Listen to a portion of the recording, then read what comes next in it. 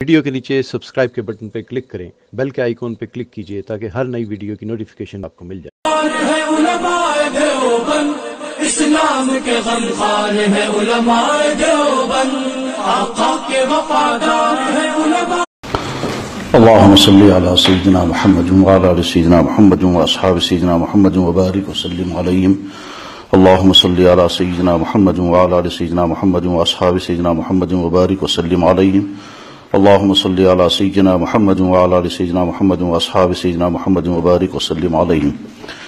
الحمد لله الذي خلق الإنسان وعلمه البيان وأنزل لهدايته القرآن فيه هدى للناس وبينات من الهدى والفرقان، والصلوات والتسليمات والتحيات على سيد الأنبياء والمرسلين الذي هو سيد الإنس والجان وعلى آله وأصحابه الكرام إلى يوم القيام. أما بعد، فقد قال النبي صلى الله عليه وسلم: إن من البيان لسحرا وإن من الشعر لحكمة، أو كما قال عليه الصلوات والتسليم. صدق الله مولانا العظيم وصدق رسوله النبي الكريم، ونحن على ذلك لمن الشاهدين والشاكرين، والحمد لله رب العالمين.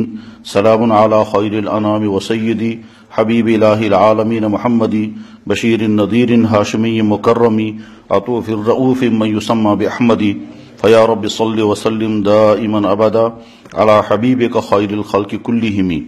وأحسن منك لم تر قط عيني، وأجمل منك لم تلد النساء، خلقت مبرأ من كل عيب كأنما خلقت كما تشاء. ودانائے سبل ختم الرسول مولائے کل کے جس نے غبار راہ کو بخشا فروغ وادی سینہ. نگاہ عشق و مستی میں وہی اول وہی آخر، وہی قرآن وہی فرقان وہی یاسین وہی طٰہٰ. گرامی قدر حضرت مفتی صاحب اور یہاں معزز شخصیات جو تشریف فرما ہیں، اور عزیز نوجوان طلباء و طالبات،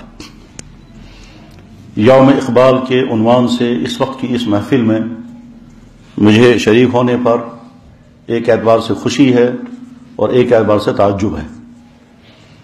خوشی اس لیے ہے کہ آپ سے مخاطب ہونے کا موقع مل رہا ہے، اور ہو سکتا ہے کہ کوئی نفع بخش بات بولنے کی توفیق مل جائے اور وہ آپ کی زندگی میں کہیں نہ کہیں آپ کو نفع پہنچائے. اور تعجب اس لیے ہے کہ اقبالیات اصل میں ہمارا میدان نہیں ہے. ہمارا میدان تو دین پڑھنا اور پڑھانا ہے. لہذا ہونا تو چاہیے کہ اقبالیات کے کسی ماہر کو بلایا جاتا اور وہ اقبالیات پر گفتگو کرتا. لیکن بہرحال ان میرے بھائیوں نے حضرت مفتی صاحب دامت برکاتہم کے شاید مشورے اور ایما سے مجھے حکم فرمایا تو میں حاضر ہو گیا. اللہ کرے کہ اس وقت کے یہ چند منٹوں کی گفتگو ہمارے اور آپ سب کے لیے فائدہ مند ہو. حضرات، اقبال کے ساتھ ہمارا تعلق کئی اعتبار سے ہے. مجھے اپنا ذاتی تعلق اقبال کے ساتھ اس وقت قائم ہوا جب میں یقیناً نابالغ تھا، اور دوسری کلاس میں سب سے پہلے میں اپنی سکول میں لب آتی ہے دعا بن کر تمنا میری پڑھایا کرتا تھا، اور مہینوں تک وہ نظم میں نے اپنے سکول میں پڑھائی. میں اپنے گاؤں کے سکول کا پہلا اسٹوڈنٹ ہوں جو وہاں درج ہوا تھا. اسی سال ہمارے گاؤں میں سکول کھولا تھا. پہلا سکول کا اسٹوڈنٹ میں ہی وہاں درج ہوا، اور سب سے پہلے پریئر میں نے ہی پڑھائی، اور لب آتی ہے دعا بن کر علامہ اقبال کیا. تو اس وقت سے اقبال کے ساتھ ہمارا تعلق ہے. اس کے بعد پھر دین پڑھنے کے لیے جب اللہ نے توفیق عطا فرمائی اور دیوبند جانے کا موقع ملا، تو دیوبند میں جہاں ہماری اور دوسری سرگرمیاں تھیں، وہاں کلیات اقبال ہر وقت ہمارے ہاتھ میں رہتی تھی، اور کلیات اقبال نصف سے زیادہ ہم نے زبانی یاد کر لی تھی. اور وہ ہم شعر سنایا کرتے تھے. کلیات اقبال کے جتنے مجموعے ہیں وہ سارے مجموعے، ان کا اکثر حصہ ہم کو زبانی یاد تھا، اور وہ اشعار پڑھایا کرتے تھے. یہاں تک کہ اشعار کے مباحثے بھی ہوتے تھے، اور کلیات اقبال کے اشعار کی بیت بازی بھی کرتے تھے. بیت بازی کرنے کا مطلب ہوتا ہے اشعار کا مقابلہ کرنا. شاید آپ وہ نہیں سمجھ پائیں کہ بیت بازی کرتے کسے ہیں. وہ مدرسوں میں ہوا کرتا ہے کہ اشعار کا مقابلہ اشعار سے ہوتا ہے، اس کو بیت بازی کہتے ہیں. اور کبھی کبھی آدھی رات تک وہ سلسلہ چلتا تھا، رکتا نہیں تھا. اس کے بعد میں نے جب یونیورسٹی سے ایم اے کیا تو اس وقت میں نے خصوصی مطالعہ اقبال کو رکھا. اور مجھے یاد ہے کہ جب لکھنؤ یونیورسٹی، علی گڑھ سے اور رامپور یونیورسٹی سے 3 ایکسپرٹ آئے تھے وائوا لینے کے لیے، تو تقریباً 3 گھنٹے تک ان سے گفتگو ہوتی رہی اقبال کے متعلق. اور اس میں ان کے ساتھ کچھ معاملات میں اختلاف بھی ہوا کہ ان کی رائے کچھ اور تھی اور ہم لوگ اپنی سوچ کے مطابق کچھ اور رائے رکھتے تھے. 3 گھنٹے تک ان کا وائوا ہوتا رہا اور اخیر میں انہوں نے کہا کہ یہ وائوا ہی نہیں تھا، یہ بہت اچھا مباحثہ تھا، بہت اچھا مکالمہ تھا. اس وقت مجھے اقبال تقریباً سارا زبانی یاد تھا. اس کے بعد کشمیر آنے کا موقع ملا. یہاں اللہ نے دین کے ادارے کے ساتھ جوڑنے کی توفیق عطا فرمائی. تو یہاں کشمیر یونیورسٹی میں قائم اقبال انسٹیٹیوٹ کی طرف سے پیشکش ہوئی کہ میں مدرسہ چھوڑ کر کے اقبال انسٹیٹیوٹ میں چلا جاؤں اور وہاں اقبال اور قرآن کے پروجیکٹ پر پوری کتاب لکھوں. لیکن اللہ کا منشا بلکہ اللہ کا کرم یہ ہوا کہ میں اس راستے میں نہیں گیا. میں مدرسے کے ساتھ ہی مربوط رہا اور اس طرح سے میں مدرسے کی زندگی چھوڑ کر اقبال انسٹیٹیوٹ جانے کا راستہ اختیار نہیں کر سکا. اور اللہ کا یہ احسان ہی ہوا. ہو سکتا ہے کہ وہاں جا کر کے کوئی فائدہ ہوتا اور یہ بھی ہو سکتا ہے کہ وہاں جا کر کے فائدے کے بجائے خود ذاتی نقصان ہوتا. اقبال کو ڈسکس کرنے کے بجائے اللہ کے نبی اور اللہ کے ارشادات کو پڑھنے، بولنے اور سننے کا موقع ملنا یہ زیادہ بڑی نعمت ہے بمقابلے اس کے کہ وہاں جا کر کے ہم اقبال کے مقابلے دوسرے شاعروں سے کراتے رہتے اور اس پر بحثیں ہوتی رہتی. تو اس طرح سے اقبال کے ساتھ ہمارا تعلق کوئی سرسری نہیں ہے، بہت پختہ اور ابتدا سے آج تک چلا رہا ہے. آپ حضرات نے یہ محفل منعقد کی شاید اس لیے کہ 9 نومبر 1877 جمعے کے دن علامہ اقبال کے یوم ولادت ہے. میں سمجھتا ہوں شاید یہی عنوان آپ کے ذہن میں رہا ہوگا کہ ہم 9 نومبر کو تو پروگرام کر نہیں سکیں گے، چلو 8 نومبر کو کر لیتے ہیں. کوئی مذاکرہ نہیں ہے. عنوان کوئی بھی اختیار کیا جا سکتا ہے، مناسبت معمولی سے بھی ہو سکتی ہے. اس اعتبار سے آپ کا یہ پروگرام یوم اقبال کے نام سے بہت مفید بن سکتا ہے. حضرات، اس وقت جو چند تھوڑی دیر مجھے مہیا ہے اس میں اقبال کے مختلف پہلوؤں سے گفتگو ہوگی. ویسے تو جو جوہر ہے وہ آپ کے سامنے آ چکا ہے. حضرت مفتی صاحب دامت برکاتہم کے چند کلمات میں نے سنے تو مجھے اندازہ یہ ہوا کہ جو کچھ اس محفل کا پیغام ہونا چاہیے وہ یہی ہے. خلاصہ اس تمام گفتگو کا یہی نکلے گا. لیکن بہرحال اسی تناظر میں یہ چند منٹ مجھے مہیا ہوئے ہیں.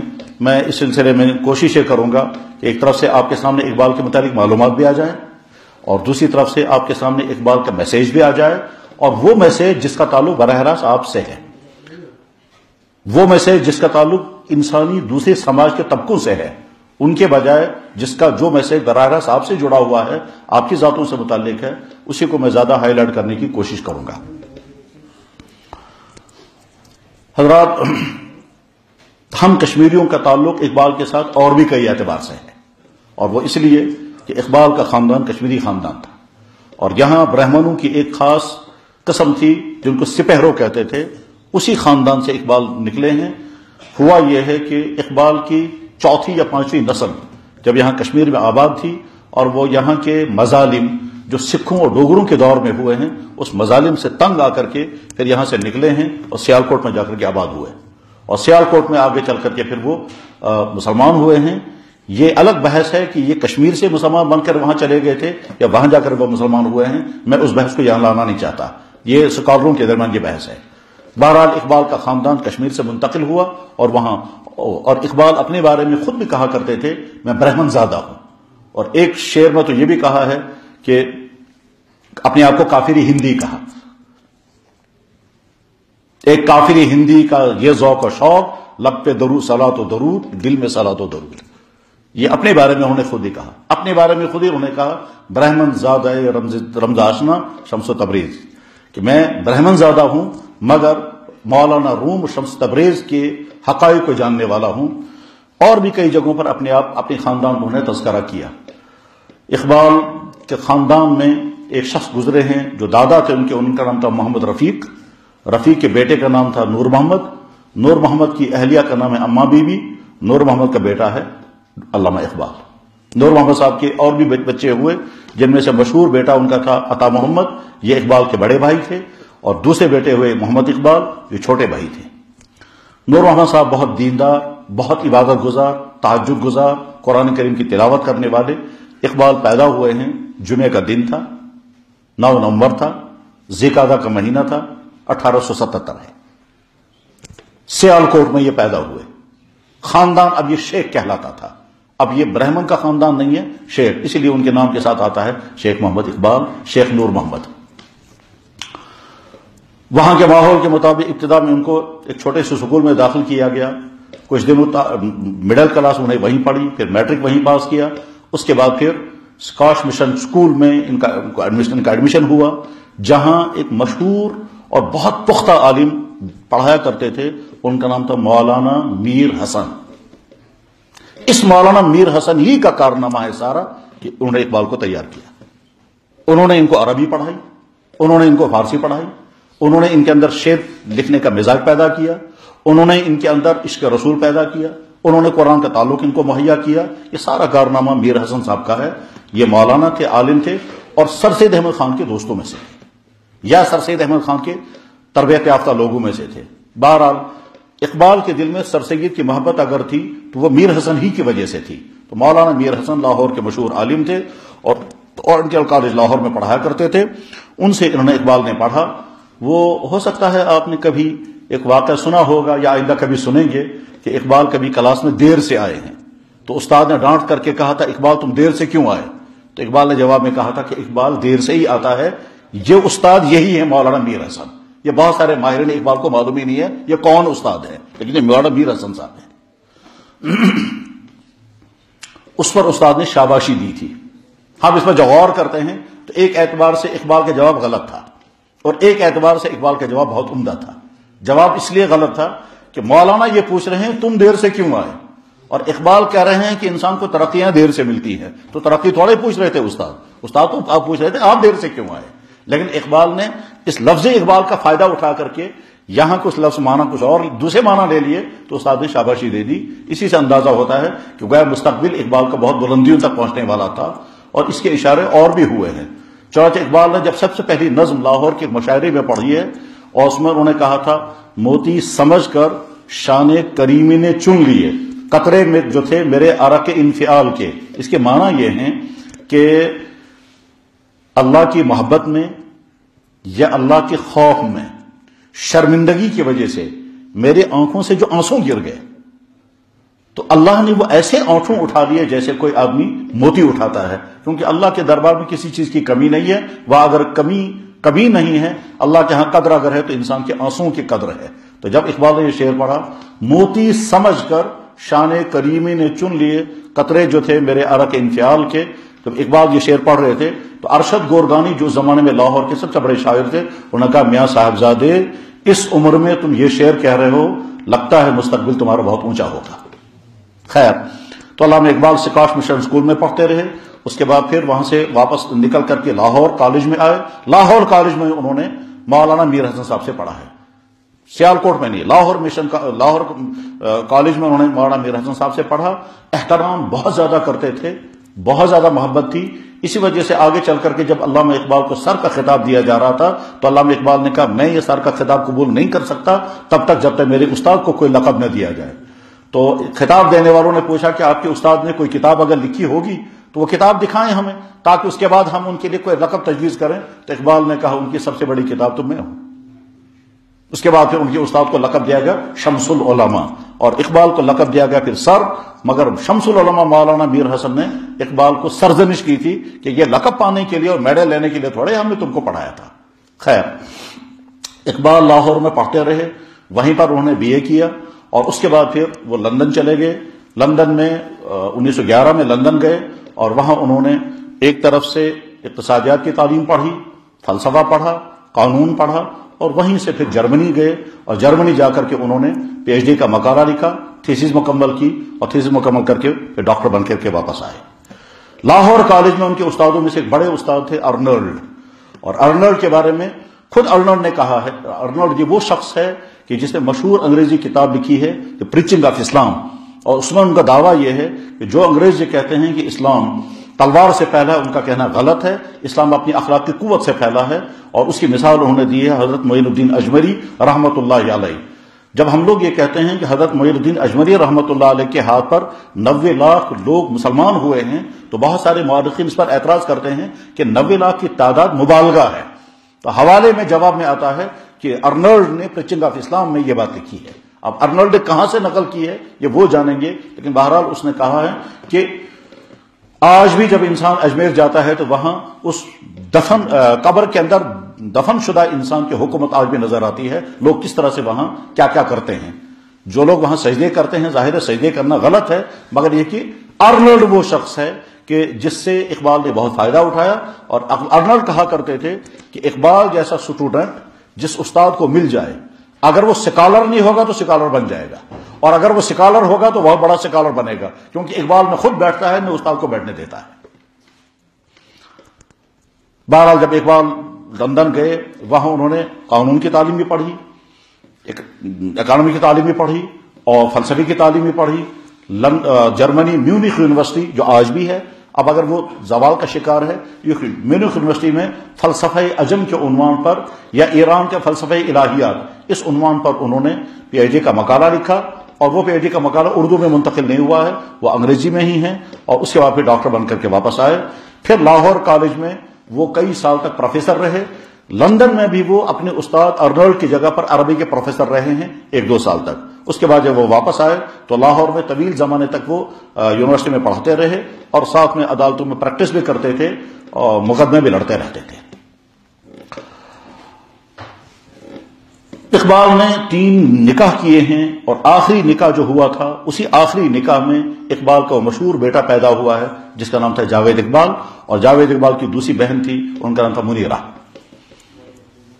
لیکن اللہ کا فیصلہ یہ ہوا کہ اقبال کا یہ جو تیسرا نکاح تھا، اس میں بہت خوش رہے ہیں وہ، اس سے پہلے نکاحوں میں ان کی زندگی ڈسٹرب رہی ہے، یعنی وہ اطمینان کی حالت میں نہیں رہے، اور شاید وہ ازدواجی زندگی میں خوشیاں محسوس نہیں کر پا رہے تھے، مزاجوں میں موافقت نہیں رہی ہوگی، یا کیا صورتحال ہے، لیکن بہرحال وہ پہلے 2 نکاحوں میں مطمئن نہیں تھے۔ تیسرا نکاح جب ان کا ہوا ہے، اس کے بعد پھر وہ ہوا ہے، خوش زندگی گزار رہے تھے، لیکن اس کا وہ بڑھاپے کا زمانہ تھا، اور اسی تیسرے نکاح میں ان کو بچہ پیدا ہوا ہے جاوید اقبال، اور اس کے بعد بیٹی پیدا ہوئی تھی منیرہ۔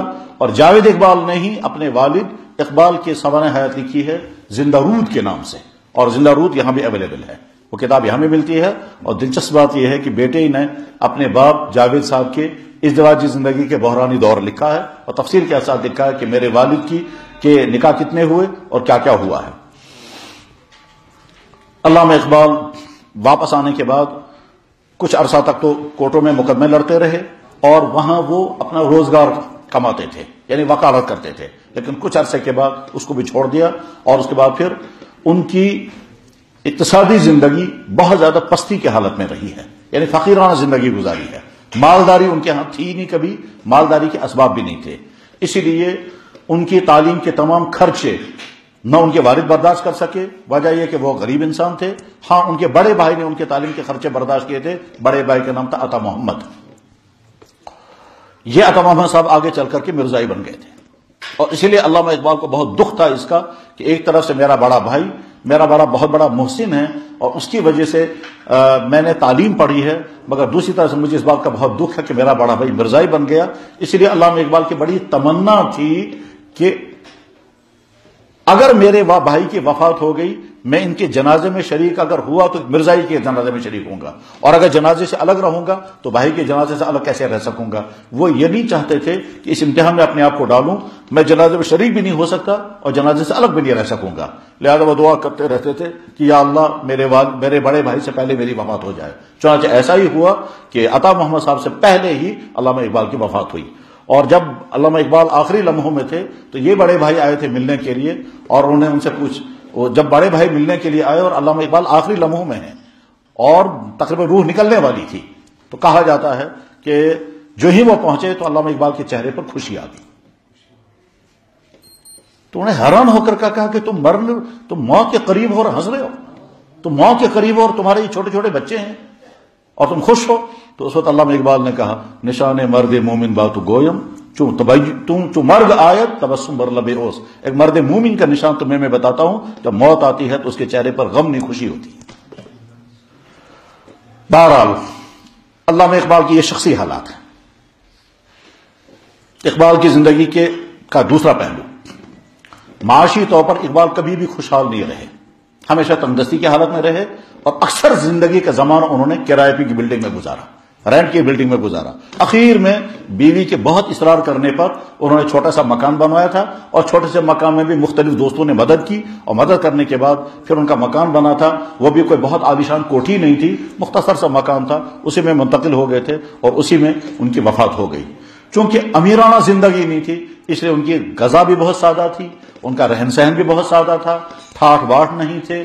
اس زمانے میں نوابوں اور ریاست کے راجوں کا جو انداز زندگی تھا، یا یورپ میں زندگی گزار کر کے آئے تھے، اس چیز کا ان کی زندگی پر کہیں کوئی اثر نہیں تھا. وہ کہتے بھی تھے میرا طریق امیری نہیں فقیری میں نام پیدا کر، اپنے بیٹے کو نصیحت کرتے ہوئے کہتے تھے.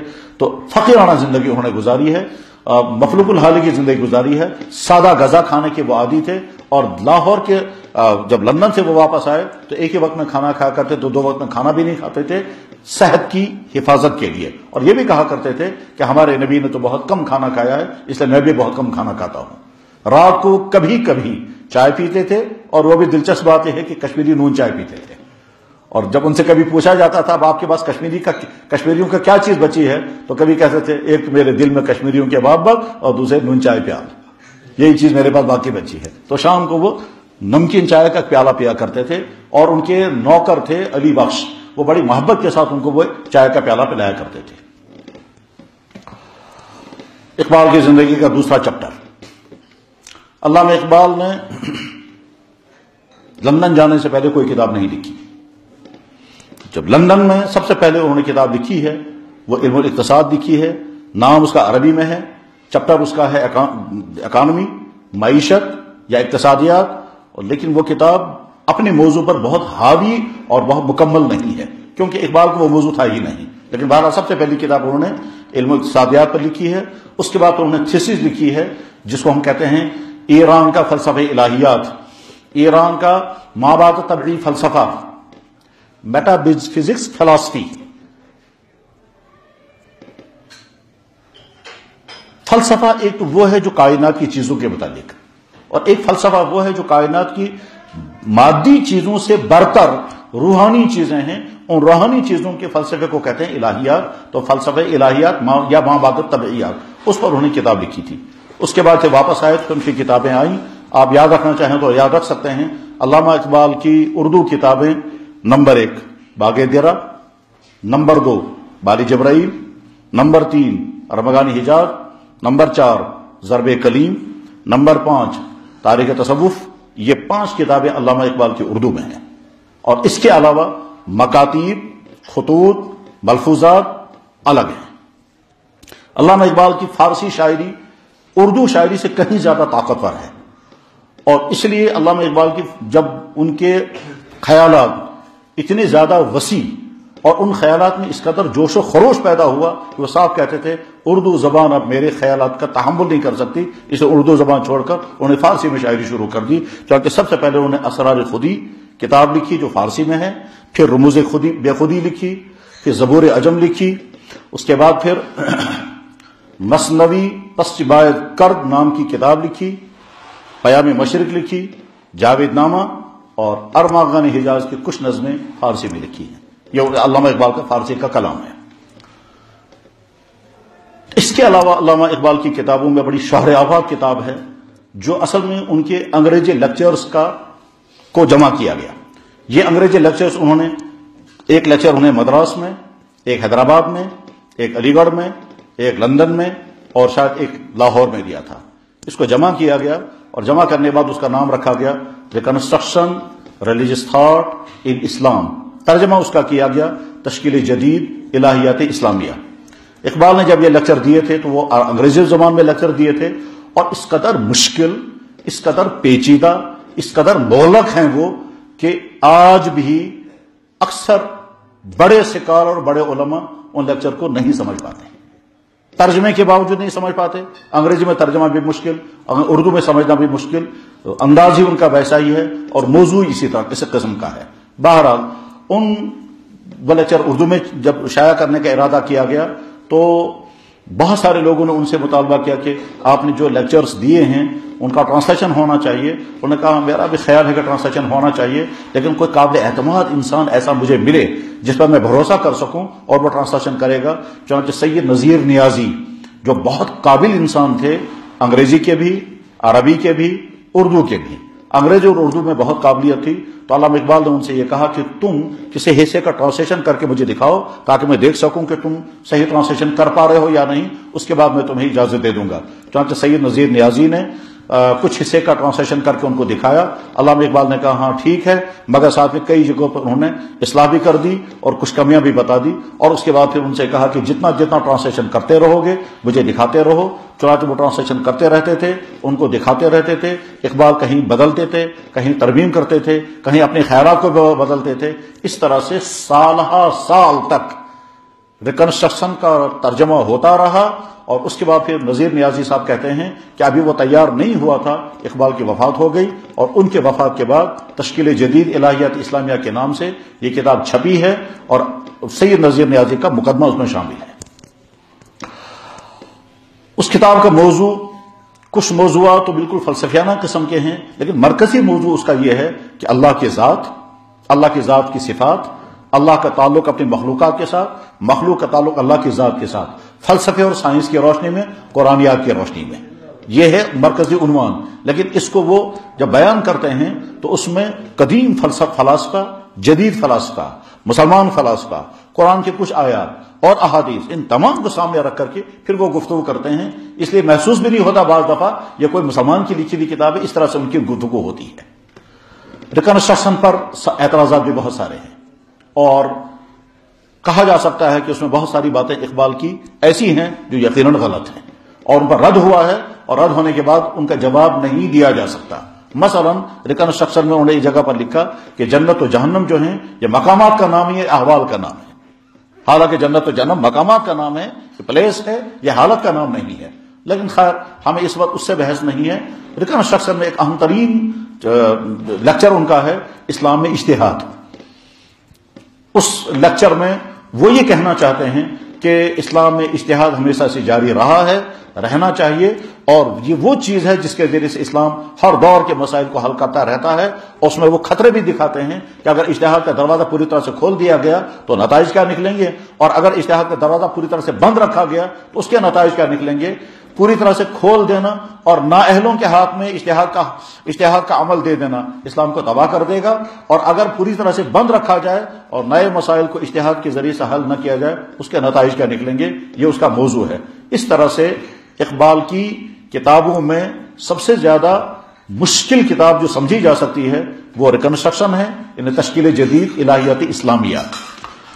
جب یہ نام رکھا جا رہا تھا تو ان کے دوستوں میں سے حضرت مولانا سید سلیمان ندوی رحمہ اللہ تعالیٰ تھے. انہوں نے کہا تھا مجھے تو اس نام پر ہی اعتراض ہے, یہ تمہارا نام بھی صحیح نہیں ہے. اور اس میں ان کے اعتراضات بڑے مضبوط تھے, لیکن علامہ اقبال کے دل میں سید سلیمان ندوی کی بہت زیادہ محبت اور عظمت تھی, اس لیے ان کے ہر بات آنکھ بند کر کے مان لیتے تھے. کیونکہ علامہ اقبال سے ایک مرتبہ کسی نے پوچھا کہ اس وقت کے علماء میں سے آپ کو کس عالم پر سب سے زیادہ اعتماد ہے, تو انہوں نے کئی عالموں کا نام لیتے ہوئے کہا تھا علامہ سید سلیمان ندوی کے متعلق کہ علوم اسلامیہ کے جو شیر کا فرہاد سید سلیمان ندوی کے علاوہ اور کون ہو سکتا ہے. یہ ایک بہت لمبی تلمیح ہے اور اس کو بہت ڈیٹیل کے ساتھ سمجھنے کی ضرورت ہے, تب پتہ چلے گا علامہ کیا کہہ رہے ہیں سید سلیمان ندوی کے متعلق. علامہ اقبال جن علماء سے بہت زیادہ متاثر رہے ہیں ان میں حضرت مولانا انور شاہ صاحب رحمہ اللہ تعالیٰ بھی تھے, اور اس قدر احترام کرتے تھے حضرت شاہ صاحب رحمہ اللہ تعالیٰ کا کہ بہت کم لوگوں کو دیکھا گیا ہے اقبال کے جن کے سامنے دو دانوں بیٹھے ہوں گے, لیکن سب سے زیادہ احترام انہوں نے اپنے استاد مولوی میر حسن کا اور اس کے بعد پھر حضرت علامہ انور شاہ صاحب رحمۃ اللہ علیہ کا کرتے تھے. کلام اقبال میں ایک نظم ہے ملا زیغم زادہ لولابی. لولاب ظاہر ہے ہماری وادی کشمیر کا ایک خطہ ہے. زیغم کے معنی شیر, زیغم زادہ معنی شیر کا بچہ. شیر کا بچہ ملا جو لولاب کا رہنے والا ہے, اس کے نام پہ یہ نظم لکھ رہا ہوں میں. یہ کون ہے ملا زیغم زادہ لولابی؟ شارحین اقبال آج تک یہ طے نہیں کر سکے کہ یہ علامہ انور شاہ کو کہہ رہے ہیں یا کوئی فرضی خیال ان کا ہے یا کسی خاص شخصیت کے بارے میں کہہ رہے ہیں یا یہ خودی کی طرح سے ایک بیکر وجود میں لا رہے ہیں. اس میں کہتے ہیں اے وادی لولاب پانی تیرے چشموں کا تڑپتا ہوا سیناب, اے وادی لولاب. وادی لولاب وہ گئے ہیں یا نہیں گئے یہ کہنا تو مشکل ہے، کشمیر ان کا آنا ثابت ہے اور کئی مرتبہ آنا ثابت ہے۔ ڈل کے بارے میں ان کے اشعار ہیں، شالامار کے بارے میں ان کے اشعار ہیں، وولر کے بارے میں ان کا شعر مشہور ہے، خضر سوچتا ہے وولر کے کنارے، گویا وولر کی سیر انہوں نے کی تھی۔ علامہ اقبال جن بڑے علماء سے متاثر ہیں اس میں حضرت مولانا انور شاہ صاحب رحمۃ اللہ علیہ بھی تھے، بلکہ کچھ مشکل ترین مسائل انہوں نے حضرت مولانا انور شاہ صاحب ہی سے حل کیے تھے۔ چنانچہ ریکنسٹرکشن میں جب وہ ریفرنس دیتے ہیں بڑے بڑے فلسفیوں کا تو اپنے زمانے کے کسی عالم کا انہیں حوالہ نہیں دیا سوائے مولانا انور شاہ صاحب کے۔ چنانچہ ریکنسٹرکشن میں ایک جگہ انہوں نے صاف صاف لکھا، دنیا اسلام کے سب سے بڑے حدیث کے ماہر مولانا انور شاہ صاحب رحمۃ اللہ علیہ نے ٹائم کے بارے میں مجھے یہ حدیث سنائی۔ آپ جانتے ہیں فلسفہ زمان اگر پڑھا ہوگا تو ٹھیک، نہیں پڑھا ہوگا تو آگے پڑھیں گے کہ زمانے کا فلسفہ ٹائم کیا ہے۔ اور نیوٹن اور آئنسٹائن کی تھیوری اگر آپ نے پڑھی ہوگی تو ٹائم اور سپیس، جگہ، زمان اور مکان، اس کا جو فلسفہ وہ نیوٹن نے سٹارٹ کیا تھا، علامہ انور شاہ صاحب رحم اللہ تعالیٰ نے علامہ اقبال سے یہ کہا تھا کہ نیوٹن کی ساری تھیوری اپنی نہیں ہے، یہ اس سے پہلے فلاں علامہ عراقی نے بیان کی ہے، اس کے بعد پھر نیوٹن نے اس کو اسٹڈی کر کے اپنے الفاظ میں بیان کیا ہے۔ تو مولانا انور شاہ صاحب رحم اللہ تعالیٰ کی اس تحقیق سے وہ حیران ہو گئے اور کہتے ہیں اتنی دور تک تو میری نظر بھی نہیں گئی ہے۔ علامہ اقبال جس زمانے میں یورپ میں رہے اس زمانے میں یورپ کی جتنے بڑے بڑے فلسفی تھے ان تمام کو اقبال نے اچھی طرح سے پڑھا تھا۔ اس میں خاص طور پر کانٹ، ہیگل، نیٹشے، یہ خاص طور پر اقبال کے نظروں میں رہے ہیں۔ اور نیٹشے کے متعلق تو انہوں نے یہ بھی کہا ہے کہ کیونکہ نیٹشے پہلے گزر چکا تھا اور نیٹشے جو ہے وہ مجذوب قسم کا آدمی تھا اور وہ خدا کے بارے میں کہتا تھا پتہ نہیں خدا ہے یا نہیں ہے، اور ہے تو وہ کیسا ہے، اور اگر نہیں ہے تو پھر دنیا کیسے ہے۔ تو اقبال نے اسی کو کہا تھا اگر وہ مجذوب فرنگی ہوتا اس زمانے میں تو اقبال اسے سمجھاتا مقام کبریا کیا ہے، اگر آج ایسے بحثنا مانسو خدا کیا، اللہ کے تعارف میں اسے کرا دیتا۔ اگر وہ مجذوب فرنگی ہوتا اس زمانے میں تو اقبال اسے سمجھاتا مقام کبریا کیا ہے۔ پیام مشرق دراصل اسی کے جواب میں لکھی گئی کتاب ہے۔ چونکہ ان تمام فلسفیوں سے اقبال نے خوب استفادہ کیا تھا، اس لیے اقبال کی نظر میں قدیم فلسفہ بھی تھا، جدید فلسفہ بھی تھا، قرآنی علوم اور سائنسی علوم بھی تھے۔ یہ اقبال کی زندگی کا دوسرا چیپٹر تھا۔ تیسرا پہلو، اقبال کی زندگی کا عبادتی پہلو بہت حیرت انگیز ہے۔ چنانچہ زندگی بھر وہ نماز کے پابند رہے، نہ صرف نماز کے پابند بلکہ تہجد کے پابند، اور تہجد کے پابند سیالکوٹ لاہور میں نہیں، لندن میں تہجد کی پابندی کرتے رہے۔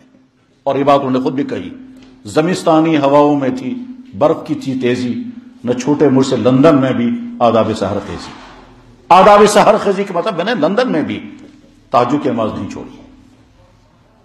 ان کے خادم بڑے مشہور تھے، وہی علی بخش، ان سے انٹرویو لیا گیا اور وہ انٹرویو چھپا ہوا ہے 1957 میں انٹرویو لیا گیا اور دنیا بھر میں وہ بڑے بڑے اخبارات میں وہ انٹرویو چھپا ہے۔ اس سے پوچھا گیا علی بخش علامہ اقبال کے 24 گھنٹے کا شیڈول بتاؤ۔ انہوں نے کہا میں رات سے شروع کرتا ہوں، کہتے رات کو عموماً 3 بجے بیدار ہوتے ہیں اور بہت شوق اور ذوق کے ساتھ نماز پڑھتے ہیں اور بڑی لمبی نماز پڑھتے ہیں، اور لمبی نماز پڑھنے کے بعد پھر میں نے ان کو کئی مرتبہ دیکھا وہ آنسوں بہا کر کے دعائیں کرتے ہیں۔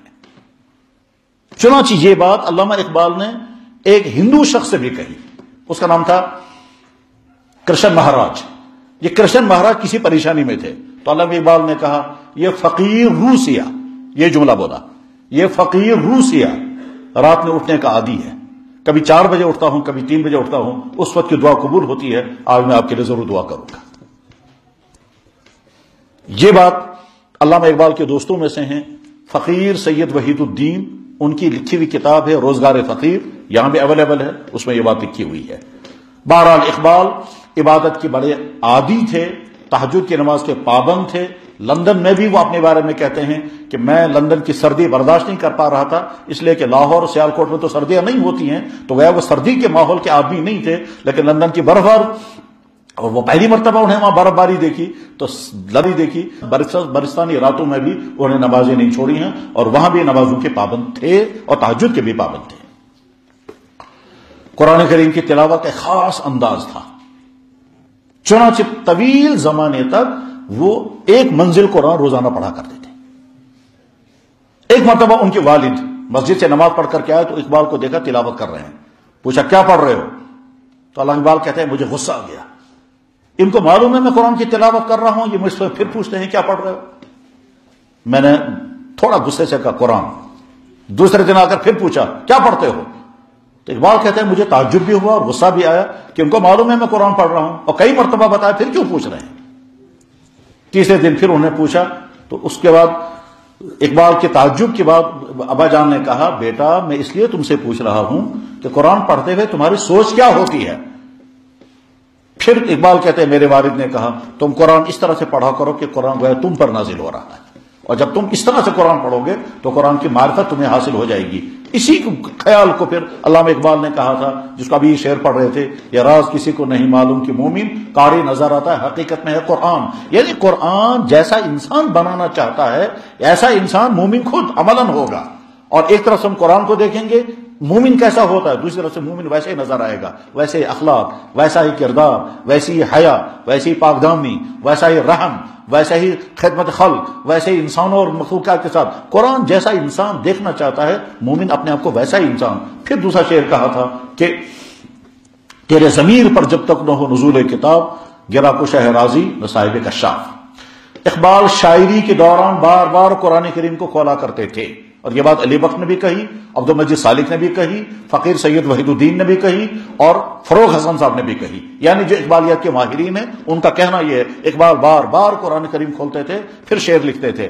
ہم تو سمجھ نہیں پاتے تھے کہ اقبال نے اس شعر کو قرآن کی کس آیت سے اخذ کیا, لیکن بہرحال محسوس یہ ہوتا تھا کہ اب اقبال اپنی فکر کی بنیاد قرآن کریم کو بنا رہے ہیں. چونکہ قرآن کے ساتھ بہت تعلق تھا اس لیے جب کوئی اچھا قاری ان کے سامنے آتا تھا اس سے ضرور کہتے تھے مجھے قرآن سناؤ. چنانچہ ان کے بیٹے یہی جاوید صاحب کہتے ہیں کہ ایک مرتبہ ہمارے گھر میں ایک عرب کے قاری آئے تو انہوں نے مجھے بلایا بیٹا جلدی آؤ. میں بھی پہنچا, اس عرب قاری سے کہا کہ قرآن کریم کی تلاوت کرو. چنانچہ اس عرب قاری نے سورہ مزمل پڑھنی شروع کی. اب وہ سورہ مزمل جھوم جھوم کا پڑھتے رہے, اور اما علامہ اقبال کی آنکھوں سے آنسو جاری ہیں اور ہچکیاں بند رہی ہیں, اور بہت دیر کے بعد جب ان کی وہ تلاوت ختم ہو گئی اپنے بیٹے کی طرف مخاطب ہو کر کے کہا تم بھی ایسے ہی قرآن پڑھنا سیکھو. ایک دفعہ ان کے پاس ایک صاحب آئے, انہوں نے کہا علامہ آپ نے فلسفہ, سائنس, شاعری, ادب, لٹریچر, مذاہب, تاریخ تقریباً 10 عنوانات شمار کر کے کہا ان تمام علوم کی لائبریریاں آپ نے اپنے ذہن میں اتاری ہوں گی, آپ کی نظر میں سب سے عجیب کتاب کون سی ہے؟ تو اقبال خاموش رہے. اس کے بعد اٹھ کر اندر چلے گئے اور اندر سے کتاب لے آئی. کہتے ہیں اس کائنات کی سب سے عجیب کتاب یہ ہے. کھول کر دیکھا تو وہ قرآن تھا. اس سے زیادہ عجیب کتاب اس دنیا میں کوئی نہیں. یعنی گویا جو تم کہہ رہے ہو کہ میں نے یہ تمام علوم پڑھے ہیں, میں نے سب سے زیادہ عجیب کتاب اس کائنات میں یہ قرآن دیکھا. چونکہ بارہا ایسا ہوا کہ قرآن کی جب وہ تلاوت کرتے تھے تو ان کی آنکھوں سے آنسو جاری ہوتے تھے. تلاوت کرتے کرتے رک جاتے تھے, سوچ میں پڑ جاتے تھے, پھر آگے پڑھتے تھے, پھر واپس آتے تھے, پھر پڑھتے تھے, پھر پڑھتے پڑھتے رک جاتے تھے. کبھی چہرے پر ہنسی آتی تھی, کبھی رونے کی حالت ہوتی تھی, کبھی آنسو گر جاتے تھے. پھر اپنی پگڑی اتار کر کے وہ قرآن کریم کے وہ آنسو جو گرے ہوتے تھے قرآن کریم کے اوراق پر ان کو صاف کرتے تھے, پھر تلاوت کرتے تھے. یہ بات اقبال کے ان لوگوں نے لکھی ہے کہ جو اقبال کے گھر کے حالات سے واقف تھے, اور یہ سارا انہوں نے سنا اور سیکھا کس سے؟ گھر کے لوگوں سے. اسی لیے ان کی شاعری میں قرآن کا حوالہ بھی آتا ہے, قرآن کے ریفرنس بھی آتی ہے, قرآن چھوڑنے کے نتائج بھی آتے ہیں. کیا وہ زمانے میں معزز تھے مسلمان ہو کر تم خار ہو گئے تاریخ قرآن ہو کر. یہ اقبالی تو کہہ رہے ہیں کہ گویا قومیں جو ہیں مسلمان معزز تھے قرآن پڑھ کر کے, قرآن سے حقائق لے کر کے, اور آج کے مسلمان قرآن چھوڑ کر کے ذلیل و خوار ہو گئے ہیں. ایک اہم ترین نقطہ جو اقبال نے اپنے ایک مکتوب میں لکھا ہے, انہوں نے کہا قرآن فلسفے کی کتاب نہیں ہے, اسے فلسفے کی روح سے قرآن کو نہیں پڑھنا چاہیے.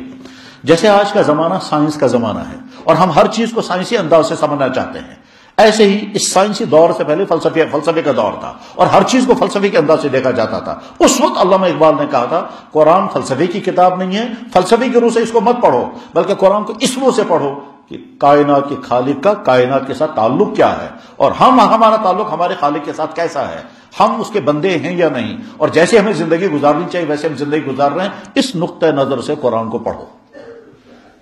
یہ بات اگر میں دوسرے لفظوں میں عرض کرنا چاہوں تو میں یوں کہہ سکتا ہوں کہ قرآن نہ سائنس کی کتاب ہے، نہ فلسفے کی کتاب ہے، نہ ادب کی کتاب ہے، نہ ہسٹری کی کتاب ہے، نہ جغرافیہ کی کتاب ہے، اور نہ اس میں سائنسی تھیوریاں ہیں۔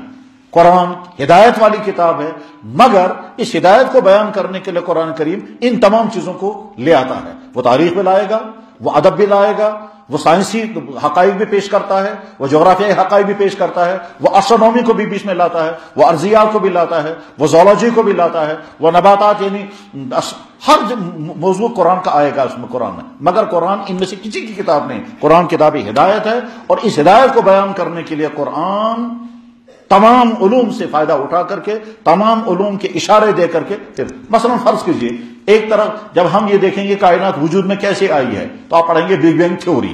ظاہر ہے قرآن اس لیے دنیا میں نہیں آیا کہ آپ کو بگ بینگ تھیوری سنائے گا، مگر قرآن نے اشاروں میں بتایا کہ یہ کائنات پہلے ایک جمع ہوا ٹکڑا تھی، پھر اللہ نے اس کو ٹھوکر مار کر الگ کر دیا، بگ بینگ تھیوری ہے۔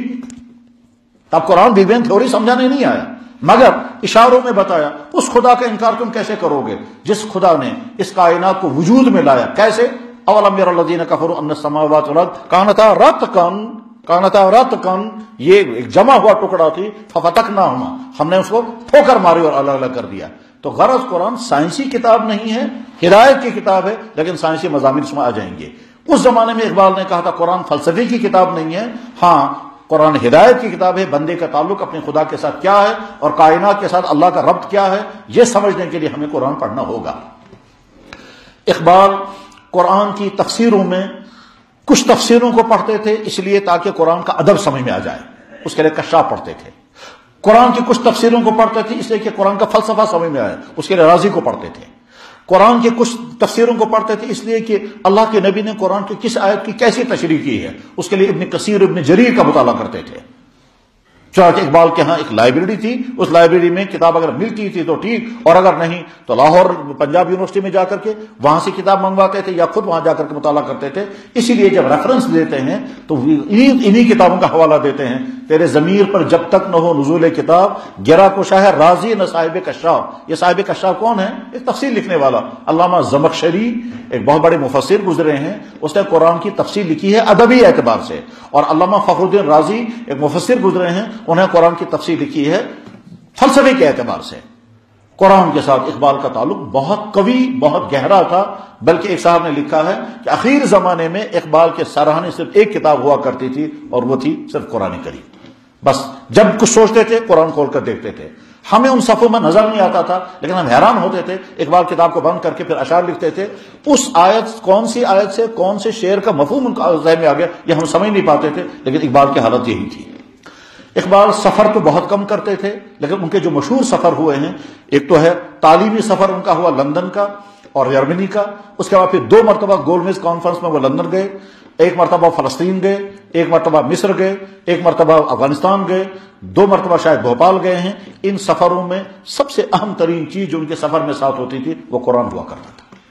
تو گویا قرآن کے ساتھ اقبال کا تعلق بہت قوی اور بہت مضبوط تھا، اور اس میں اقبال ایک زمانے میں 2.5-3 گھنٹے تک اپنی مکان کی چھت پر بیٹھ کر تلاوت کرتے تھے اور پورے محلے والے سنتے تھے، کیونکہ آواز ان کی بہت اچھی تھی، اس لیے آخر زمانے میں ان کا گلا خراب ہو گیا تھا، لیکن جب تک ان کا گلا صحیح رہا وہ جہر کے ساتھ تلاوت کرتے تھے اور جھوم جھوم کر تلاوت کرتے تھے اور لطف محسوس کرتے تھے اور بیچ میں روتے بھی رہتے تھے۔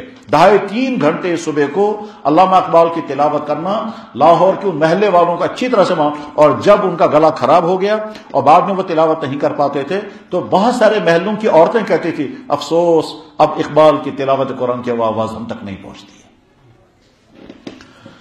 قرآن کے بعد اقبال کا تعلق جناب رسول اکرم صلی اللہ علیہ وسلم کی ذات اقدس کے ساتھ بہت زیادہ عاشقانہ، بہت زیادہ والہانہ، اس قدر عاشقانہ والہانہ تعلق تھا جس کا ہم اندازہ نہیں کر سکتے، یقیناً نہیں کر سکتے۔ مجھے اچھی طرح یاد ہے کہ میں نے ایک معتبر آدمی سے سنا اور انہوں نے حضرت مولانا نظر الحفیظ صاحب سے سنا، مولانا نظر الحفیظ صاحب نے حضرت مولانا ابو الحسن علی ندوی سے سنا۔ حضرت مولانا ابو الحسن علی ندوی رحمہ اللہ تعالیٰ نے فرمایا کہ اقبال جس زمانے میں لندن اور جرمنی میں رہے ہیں کئی کروڑ درود وہاں بیٹھ کر کے انہیں پڑھے ہیں۔ آج کا ہمارا کالج کا اسٹوڈنٹ یہ تو عیاشیوں میں ہے، اقبال لندن اور جرمنی میں رہ کر کئی کروڑ درود پڑھ رہے ہیں. نقل کرنے والے مولانا ابوالحسن علی ندوی، اور مولانا ابوالحسن علی ندوی وہ شخصیت ہیں جس نے عرب دنیا میں سب سے زیادہ اقبال کا تعارف کرایا. مولانا ابوالحسن علی ندوی وہ شخصیت ہیں کہ جنہوں نے اقبال کے سامنے اقبال کے نظم کا عربی میں ترجمہ کر کے دکھایا اور اقبال خوش ہو گیا. مولانا علی نے خود دکھا، میں 16 سال کی عمر کا تھا، لاہور میں جب گیا تو مولانا علامہ سے ملنے کے لیے گئے. علامہ کے ملنے کے لیے میں نے علامہ سے کہا میں چاہتا ہوں آپ کی شاعری کا عربی میں ترجمہ کروں. اس وقت مولانا علی میاں رحمہ اللہ تعالیٰ کے چچا مولانا طلحہ صاحب لاہور کالج میں استاد تھے. تو مولانا طلحہ صاحب اپنے بھتیجے مولانا ابوالحسن علی ندوی کو 16 سال کے نوجوان لڑکے کو لے کر کے گئے ہیں. علامہ اقبال کے بعد علامہ اقبال کی مجلس میں مولانا ابوالحسن علی ندوی نے ترجمہ کر کے دیا علامہ اقبال کو. یہ مولانا ابوالحسن علی ندوی وہ شخص ہیں جنہوں نے مدینہ طیبہ میں مسجد رسول کے اندر علامہ اقبال پر تقریر کی ہے، اور وہ ان کی کتاب روائے اقبال میں شامل ہے. علامہ اقبال وہ مولانا ابوالحسن علی ندوی وہ شخص ہیں جنہوں نے مصر میں علامہ اقبال پر تقریریں کی ہیں. یہی مولانا کہتے ہیں کہ علامہ اقبال وہ شخص تھا کہ جس نے یورپ کی زندگی میں، جوانی کی زندگی میں کئی کروڑ مرتبہ درود شریف پڑھا ہے. حوالہ میں نے عرض کر دیا، اللہ جانے کس طرح سے ان کو معلوم ہوا تھا اور کئی کروڑ درود انہوں نے کیسے پڑھے ہیں. میں نے خود ایک کتاب پڑھی، کتاب کا نام ہے لبیک، لکھنے والے کا نام ہے ممتاز مفتی. یہ ایک رائٹر گزرے ہیں، ناولیں لکھا کرتے تھے، افسانے لکھا کرتے تھے، وفات ہو چکی ہے. ان کی مختلف کتابیں ہیں، تلاش، لبیک اور اس طرح کی دوسری کتابیں ہیں. جب وہ حج کے لیے گئے ہیں تو سفر نامہ حج انہوں نے لکھا اور ایک خاص انداز سے لکھا، تو اس لیے بہت سارے لوگوں کا ان پر اعتراض بھی ہے کہ یہ انداز تمہیں اختیار کرنا ٹھیک نہیں تھا سفر حج میں. ٹھیک، مثلا انہوں نے اپنے وہ مگن ہو کر کے انہوں نے کیا کہا کہ صاحب حج کے لیے جب میں جا رہا ہوں تو کہیں راستے میں کسی جگہ بہت سارے لوگ حج کے لیے جمع ہیں، کسی حج پوائنٹ پر جمع ہیں، تو کوئی آدمی رو رہا ہے، کوئی دعائیں کر رہا ہے. یہ کہتا ہے میں ایک ایک کو دیکھتا رہا، کوئی کہتا ہے یا اللہ میرے گناہ معاف کر دے، میں آپ کے گھر میں حاضر ہو رہا ہوں، کوئی کچھ کہتا ہے. تو یہ کہتا ہے اپنے بارے میں. میں نے سوچا مجھے خدا سے کیا لینا دینا، مجھے تو اپنے نبی کو بات جانا ہے، ان کو جا کے سلام کرنا ہے، اور مجھے ان سے بھی کچھ نہیں لینا، صرف میرا سلام قبول ہو جائے، واپس آ جائے. اس انداز کے انسان ہے ممتاز مفتی. اس لبیک کے اندر ممتاز صاحب نے لکھا کہ علامہ اقبال نے 1 کروڑ مرتبہ درود شریف پڑھا. یہ ایک مجلس میں تو ظاہر نہیں ہو سکتا، ممکن نہیں، لیکن کس طرح سے 1 کروڑ کی تعداد انہوں نے پوری کر لی واللہ عالم. بہرحال تو جناب رسول اکرم صلی اللہ علیہ وسلم کی ذات اقدس کے ساتھ علامہ اقبال کا تعلق بہت زیادہ والہانہ اور عاشقانہ تعلق تھا. اسی لیے اخیر عمر میں ان کی حالت یہ ہو گئی تھی کہ جب بھی جناب رسول اکرم صلی اللہ علیہ وسلم کا تذکرہ آتا تھا بے اختیار ان کے آنسو سے آنسو گرنے لگتے تھے اور وہ برداشت نہیں. اور جب ایک شخص نے کتاب لکھی تھی حضور انور صلی اللہ علیہ وسلم کی ذات اقدس کی شان میں گستاخی کرتے ہوئے، نام تھا اس آدمی کا راجپال. اس نے کتاب لکھی ہے حضور کی شان میں گستاخی کی اس میں، اور اس میں سخت توہین آمیز باتیں لکھی تھی، جس میں ازواج مطہرات کے متعلق توہین آمیز باتیں لکھی تھی، اور تمام مسلمان بہت بے قرار تھے اس وقت. ٹھیک، تو اس وقت علامہ اقبال سے کسی نے کہا تھا آپ کو بھی افسوس ہو رہا ہے؟ تو علامہ اقبال نے کہا تھا میں تو یہ بھی برداشت نہیں کر سکتا کہ کوئی یہ کہے گا کہ ہمارے نبی کا کپڑا میلا تھا. اگر کوئی یہ بات ہے تو میرے دل میں اس طرح پیدا ہو جاتا ہے، میں اپنے آپ کو قابو میں نہیں رکھ پاتا ہوں. میں یہ بھی برداشت نہیں کر سکتا چیزائے کہ ایسی باتیں لکھی جائیں. اسی لیے ان کی شاعری میں جناب رسول اکرم صلی اللہ علیہ وسلم کی ذات اقدس کے متعلق ایسے والہانہ خیالات ملتے ہیں، ایسے عاشقانہ خیالات ملتے ہیں کہ جس کی کوئی حد نہیں اور اس میں کوئی شک نہیں. اردو شاعری میں تمام شعری دنیا میں ولی دکنی سے لے کر کے آج تک کے تمام شعراء، چاہے اس میں میر تقی ہوں، چاہے غالب ہوں، چاہے اکبر الہ آبادی ہوں، الطاف حسین حالی ہوں، جتنے، یا میر انیس لکھنوی ہوں، میر تقی ہوں، خواجہ میر درد ہوں، جتنے اردو کے شعراء ہیں، کسی کے ہاں عشق رسول کا وہ تصور نہیں ہے جو عشق رسول کا تصور اقبال کے ہاں ہے. اقبال ہی ہے جو یہ کہتا ہے کہ محمد سے وفا تو نے تو ہم تیرے ہیں، یہ جہاں چیز ہے کیا لوح و قلم تیرے ہیں. اس عشق رسول کا تقاضا یہ تھا، اس عشق رسول کا تقاضا یہ تھا کہ وہ ضرور مدینہ طیبہ حاضر ہو جاتے. زندگی بھر تمنا کرتے رہے لیکن مقدر نہیں ہوا. چنانچہ ایک مرتبہ لندن سے واپس آ رہے تھے تو راستے میں ان کے ساتھی نے کہا ہم عنقریب مدینے کے قریب سے گزریں گے. ڈاکٹر صاحب آپ نے کتنے ارادے آپ نے کیے ہیں پر اب تک آپ نہیں وہاں جا سکے. تو اس پر ڈاکٹر اقبال نے عجیب جملہ کہا، اور یہ جملہ ان کے دوست نے لکھا ہے، روزگار فقیر میں فقیر نے لکھا، فقیر سید وحید الدین نے لکھا کہ حکیم صاحب، وہ جو ان کے ساتھ تھے، انہوں نے کہا حکیم صاحب یہ فقیر سوچ نہیں پا رہا ہے کس روح سیاہ کو اس مدینہ طیبہ جانے کی ہمت ہے، کس روح سیاہ، اپنے آپ کو روح سیاہ کے بن، اور ایک جگہ لکھا ہے میں اپنی روح سیاہی کی بنا پر ہمت نہیں کر پاتا ہوں وہاں جا حاضر ہو جاؤں، اس لیے تیاری کر رہا ہوں، اگر تیار ہو پایا تو جاؤں گا، اور اگر تیار نہیں ہو پایا تو میں یہ سمجھوں گا کہ میں اس دربار کے قابل نہیں ہوں۔ یہ اقبال اپنے بارے میں کہتے ہیں۔ چنانچہ پھر خیالی شاعری میں انہوں نے مدینے کا سفر کیا اور بہت ہی عاشقانہ سفر کیا، لیکن بہرحال وہ مدینہ طیبہ حاضر نہیں ہو سکے۔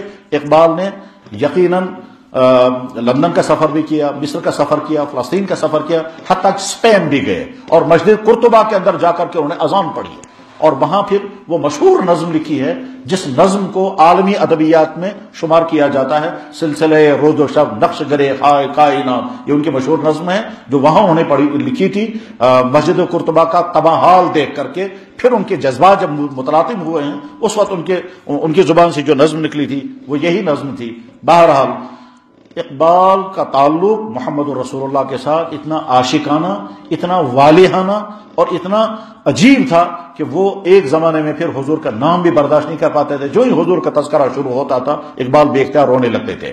چنانچہ ایک مرتبہ ان کے صاحبزادے جاوید اقبال صاحب گھر میں کھیلتے کھیلتے پڑھ رہے ہیں وہ نبیوں میں رحمت لقب پانے والا، وہ نبیوں میں رحمت لقب پانے والا، تو اقبال جو ہیں وہ اپنے کمرے میں بیٹھ کر رونے لگے۔ کسی نے پوچھا کیا بات ہو گئی؟ کہ دیکھو کیا کہتا ہے، وہ نبیوں میں رحمت لقب پانے والا، بس پڑھتے رہے اور روتے رہے یہاں تک کہ ان کے سارے کپڑے بھیگ گئے، پھر اپنا سر جو ہے وہ تکیے پر ڈال دیا، وہ تکیہ سارا بھیگ گیا۔ وہ نبیوں میں رحمت لقب پانے والا، یہ پانے والی کی نظم ہے۔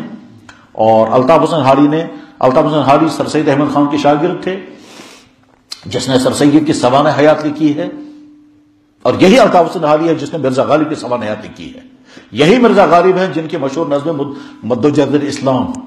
چنانچہ جب علامہ اقبال نے وہ سنا وہ نبیوں میں رحمت لقب پانے والا، تو اور آنکھوں میں آنسو جاری ہو گئے، اور اس کے بعد پھر کہنے ایک خاصان رسول وقت دعا ہے، تیری امت پر عام کر عجیب وقت پڑا ہے، ایک خاصان رسول وقت دعا ہے۔ یہ اللہ الطاف حسن حالی نے حضور اکرم صلی اللہ علیہ وسلم کی بارگاہ اقدس میں یہ درخواست کی تھی، ایک خاصہ رسول۔ چنانچہ ایک مرتبہ اقبال جب اخیر عمر میں بیمار ہو گئے اور وہ بھوپال میں تھے، تو بھوپال میں ان کو خواب میں سر سید کی زیارت ہو گئی، تو سر سید احمد خان نے ان سے پوچھا اقبال کیا حال ہے؟ کہنے لگا جی 3 سال سے بیمار ہوں۔ انہوں نے کہا تم 3 سال سے بیمار ہو، اب تک تم نے حضور رسالت مآب کی بارگاہ میں درخواست نہیں بھیجی؟ ان سے کہو۔ اقبال کہتے ہیں میں اسی وقت بیدار ہو گیا اور میری زبان سے نظم جاری ہو گئی، اور ایک طویل نظم میں نے لکھی، یا تو ذوق شوق والی نظم ہے یا کوئی اور نظم ہے۔ اس نظم کے اخیر میں ہے کافر ہندی ہوں میں دیکھ میرا ذوق شوق، کافر ہندی ہوں میں دیکھ میرا ذوق شوق، لب پہ صلاۃ و درود دل میں صلاۃ و درود۔ پھر کہا آگے کہا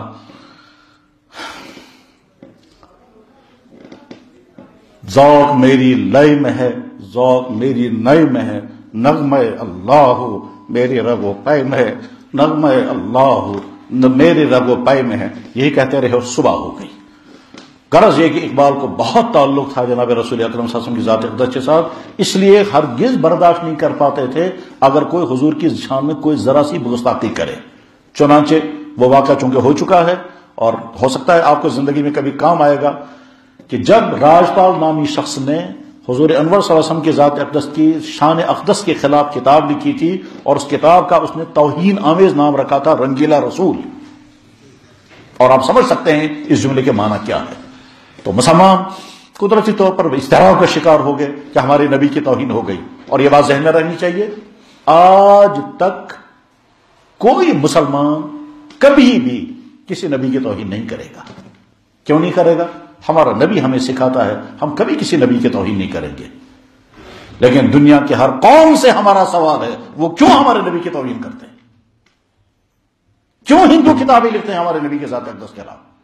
کیوں عیسائی کتابیں لکھتے ہیں ہمارے نبی کے ساتھ؟ کیوں کارٹون چھپتے ہیں؟ یہ دراصل ایمان والوں کی غیرت کا امتحان ہے، اور یہ ہمیشہ سے ہوتا رہا ہے۔ چنانچہ علامہ اقبال کے زمانے میں جب کتاب لکھی گئی اور لکھنے والے کا نام تھا راجپال، اور انگریزوں نے ان کے خلاف مقدمہ چلایا، لیکن مقدمہ نمائشی تھا اور دکھلاوے کا مقدمہ تھا، اصل بچانے کی کوشش ہو رہی تھی۔ اور پھر راجپال جب کورٹ میں پہنچا ہے اور ایک شخص جس کا نام تھا علیم الدین، وہ وہاں اندر داخل ہو گیا اور بھرے کورٹ کے اندر اس نے اس راجپال نام شخص کو قتل کر دیا، اور جج کو کہا اب گواہ رہیں، میں نے اس کو مارا۔ اس کے بعد وہاں ایک فورم تیار ہو گیا جو ڈاکٹر اقبال کے پاس آ کر کے کہیں گے ڈاکٹر صاحب آپ چل کر مقدمہ لڑیں تاکہ علیم الدین کو پھانسی نہ ہونے پائے، کیونکہ اس نے بھری عدالت کے اندر راجپال کو قتل کر دیا۔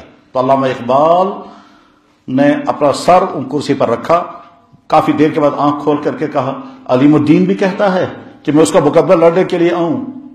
انہوں نے کہا کہ نہیں، علیم الدین تو نہیں کہتا۔ ایک شخص نے کہا کہ علیم الدین تو یہ کہہ رہا تھا کہ مجھے کسی کے مقدمے لڑنے کی ضرورت نہیں ہے، مجھے کسی اپیل کرنے کی ضرورت نہیں ہے، مجھے جلد سے جلد فیصلہ ہونے دو، کیونکہ مجھے خواب میں زیارت ہو گئی ہے جناب رسول اکرم صلی اللہ علیہ وسلم کی، اور حضور فرما رہے علیم الدین میں تیرا انتظار کر رہا ہوں۔ چنانچہ اس وقت علامہ اقبال نے کہا تھا، کیا کہا تھا؟ فارسی کا جملہ مشہور ہے، ترخانہ دا منڈا بازی لے گیا اسی گلاں کرتے رہ گئے، یعنی حضور اکرم صلی اللہ علیہ وسلم کی شان میں گستاخی ہو گئی، ہم تو صرف باتیں کرتے رہ گئے، اور وہ چھان کٹ ترخانہ دا منڈا وہ بازی لے گیا۔ غرض یہ کہ علامہ اقبال برداشت نہیں کر پاتے تھے اللہ کے نبی علیہ الصلوۃ والسلام کی شان اقدس میں کوئی گستاخی کرے۔ اس سلسلے کی معلومات مجھے اور بھی بہت ساری بیان کرنی تھی، لیکن وقت کم ہے، میں اگلا چیپٹر شروع کرتا ہوں جو اصل میں اقبال کا میسیج ہے، اقبال کا پیغام۔ لیکن اقبال کے پیغام کا کون کون سے پہلو لائے ہیں؟ یہ تو ایک سمندر ہے، اور ہمارے انسانی سماج کا کوئی شعبہ ایسا نہیں ہے جس کے لیے اقبال مواد فراہم نہیں کرتا۔ اقبال علماء کو مخاطب بناتا ہے، صوفیہ کو، فلاسفروں کو، سائنسدانوں کو، جوانوں کو، عورتوں کو، قوموں کو، وطنوں کو۔ افکار اس کے انتہائی وسیع، بلکہ فارسی دنیا اور اردو دنیا، عربی دنیا کا تو میں دعویٰ نہیں کر سکتا اس لیے کہ عربی ادبیات کے ہم ماہر نہیں ہیں، لیکن فارسی دنیا اور اردو دنیا میں یقیناً اقبال جیسے وسیع ترین افکار کا حامل کوئی شخص نہیں۔ بجا طور پر اس کو شاعری مشرق کہا گیا، کوئی شک نہیں، ترجمان حقیقت کہا گیا، اس میں کوئی شک نہیں ہے واقعتاً۔ اور اس کی علمی عظمتوں کا عالم تو یہ تھا کہ جب حضرت مولانا انور شاہ صاحب رحمۃ اللہ علیہ کو اس نے خطوط لکھے ہیں علامہ اقبال نے، اور میں نے خود سنا، ہمارے استاد تھے حضرت مولانا سعید احمد اکبر آبادی، یہ مولانا سعید احمد اکبر آبادی مولانا انور شاہ صاحب کے شاگرد تھے، جہاں کشمیر یونیورسٹی بھی تشریف لائے ہیں۔ کشمیر یونیورسٹی میں اقبال انسٹیٹیوٹ کے پہلے ڈائریکٹر تھے پروفیسر عالم سرور۔ عالم سرور صاحب نے دعوت دی مولانا سعید احمد اکبر آبادی کو، اور ان کو یہ فرمایا کہ آپ علامہ اقبال کے لیکچرز پر لیکچر دے دیں، یعنی ریکنسٹرکشن پر آپ تقریر کریں۔ چنانچہ مولانا سعید احمد اکبر آبادی تشریف لائے، اور یہاں ریکنسٹرکشن پر انہوں نے 3 دن تک تقریریں کی، 3 لیکچر اسے دیے ہیں۔ خطبات اقبال پر ایک نظر کے نام سے اقبال انسٹیٹیوٹ میں کتاب چھپی ہوئی ہے، یہ مولانا سعید احمد اکبر آبادی، ہم ان سے پڑھا کرتے تھے اخیر زمانے میں۔ کتاب کا نام ہے حجت اللہ البالغہ۔ مولانا اکبر آبادی صاحب نے بیان فرمایا، ہم وہاں حاضر تھے طالب علم بن کر کے، انہوں نے فرمایا علامہ اقبال کے خطوط میں مولانا انور شاہ صاحب کے پاس لاتا تھا، اور مولانا انور شاہ صاحب کے خطوط میں اقبال کے پاس پہنچاتا تھا۔ ایک مرتبہ مولانا انور شاہ صاحب نے فرمایا سعید میرے ان خطوط کو تم عالم بھی اتنا سمجھ نہیں سکو گے جتنا اقبال سمجھتا ہے۔ غرض اقبال کا میسج انتہائی وسیع ہے کیونکہ اس کا علم بہت زیادہ وسیع تھا۔ تو اب کس طبقے کے متعلق کون کون سے مسیجیں بیان کی جائیں، اس لیے اس وقت اختصار کے ساتھ میں پہلا نقطہ اٹھاتا ہوں، اقبال کا پیغام نوجوانوں کے نام۔ جواب، اقبال جوان کو سرمایہ سمجھتے ہیں، اور اس لیے اس جوان کے بگڑنے کا اقبال کو بہت زیادہ غم ہے۔ اس لیے اقبال براہ راست جوانوں کو مخاطب بناتے ہوئے عنوان بھی بنایا، کبھی اے نوجوان مسلم تدبر بھی کیا تو نے، وہ کیا گردوں تھا تو ہے جس کا ٹوٹا ہوا تارا۔ اے نوجوان تو ایک آسمان کا تارا ہے، تو وہ نہیں ہے جو دوسرے نوجوان ہیں۔ اور جب مسلمان نوجوان بگڑتا تو بگڑتا، اس بگڑنے کو تعبیر انہوں نے کیا، خراب کر گئی شاہین کو صحبت زاغ کا مطلب یہ ہے کہ مسلمان نوجوان ایک شاہین ہے، اور یہ شاہین جو ہے وہ پاک باز جانور ہے، بلندیوں پر اڑنے والا ہے، لیکن جب یہ بری عادتوں میں پھنس گیا تو سمجھو یہ کوا بن گیا جو گندی چیزیں کھا رہا ہے، یہ برے ماحول میں لگ کر کے اب یہ گندگیوں میں ڈوب گیا اور یہ برائیوں میں پھنس گیا۔ تو خراب کر گئی شاہین کو صحبت زاغ، کبھی یہ نوجوان مسلم تدبر بھی کیا تو اسی لیے وہ کہ تیرے صوفے ہیں افرنگی، تیرے قالی ہیں ایرانی، لہو مجھ کو رلاتی ہے جوانوں کی تانا آسانی، کہ تم لوگ عیش پرستی میں مبتلا ہو گئے، تم لوگ نغموں میں مبتلا ہو گئے، تم اپنے بدن سجانے میں مبتلا ہو گئے، تم چاہتے ہو ہمارے پاس ایسی گاڑیاں ہوں اور ایسی یہ چیزیں ہوں۔ ایک مرتبہ اقبال کے پاس ایک نوجوان آیا، کہنے لگا سر میں چاہتا ہوں میں اونچی تعلیم پڑھوں گا، پھر میں شاندار شادی کروں گا، پھر میرے پاس کوٹھی بنگلہ ہونا چاہیے، پھر میں دنیا بھر کے سیر کروں گا، آپ مجھے بتائیں مجھے کیا کیا کرنا چاہیے اس سب کے لیے؟ تو اقبال نے بڑے درد کے ساتھ فرمایا، تیری دعا ہے کہ تیری آرزو ہو پوری، میری دعا ہے کہ تیری آرزو بدل جائے۔ تو کیا چاہ رہا ہے اور میں کیا سوچتا ہوں؟ تیری دعا ہے کہ تیری آرزو ہو پوری، میری دعا ہے کہ تیری آرزو بدل جائے۔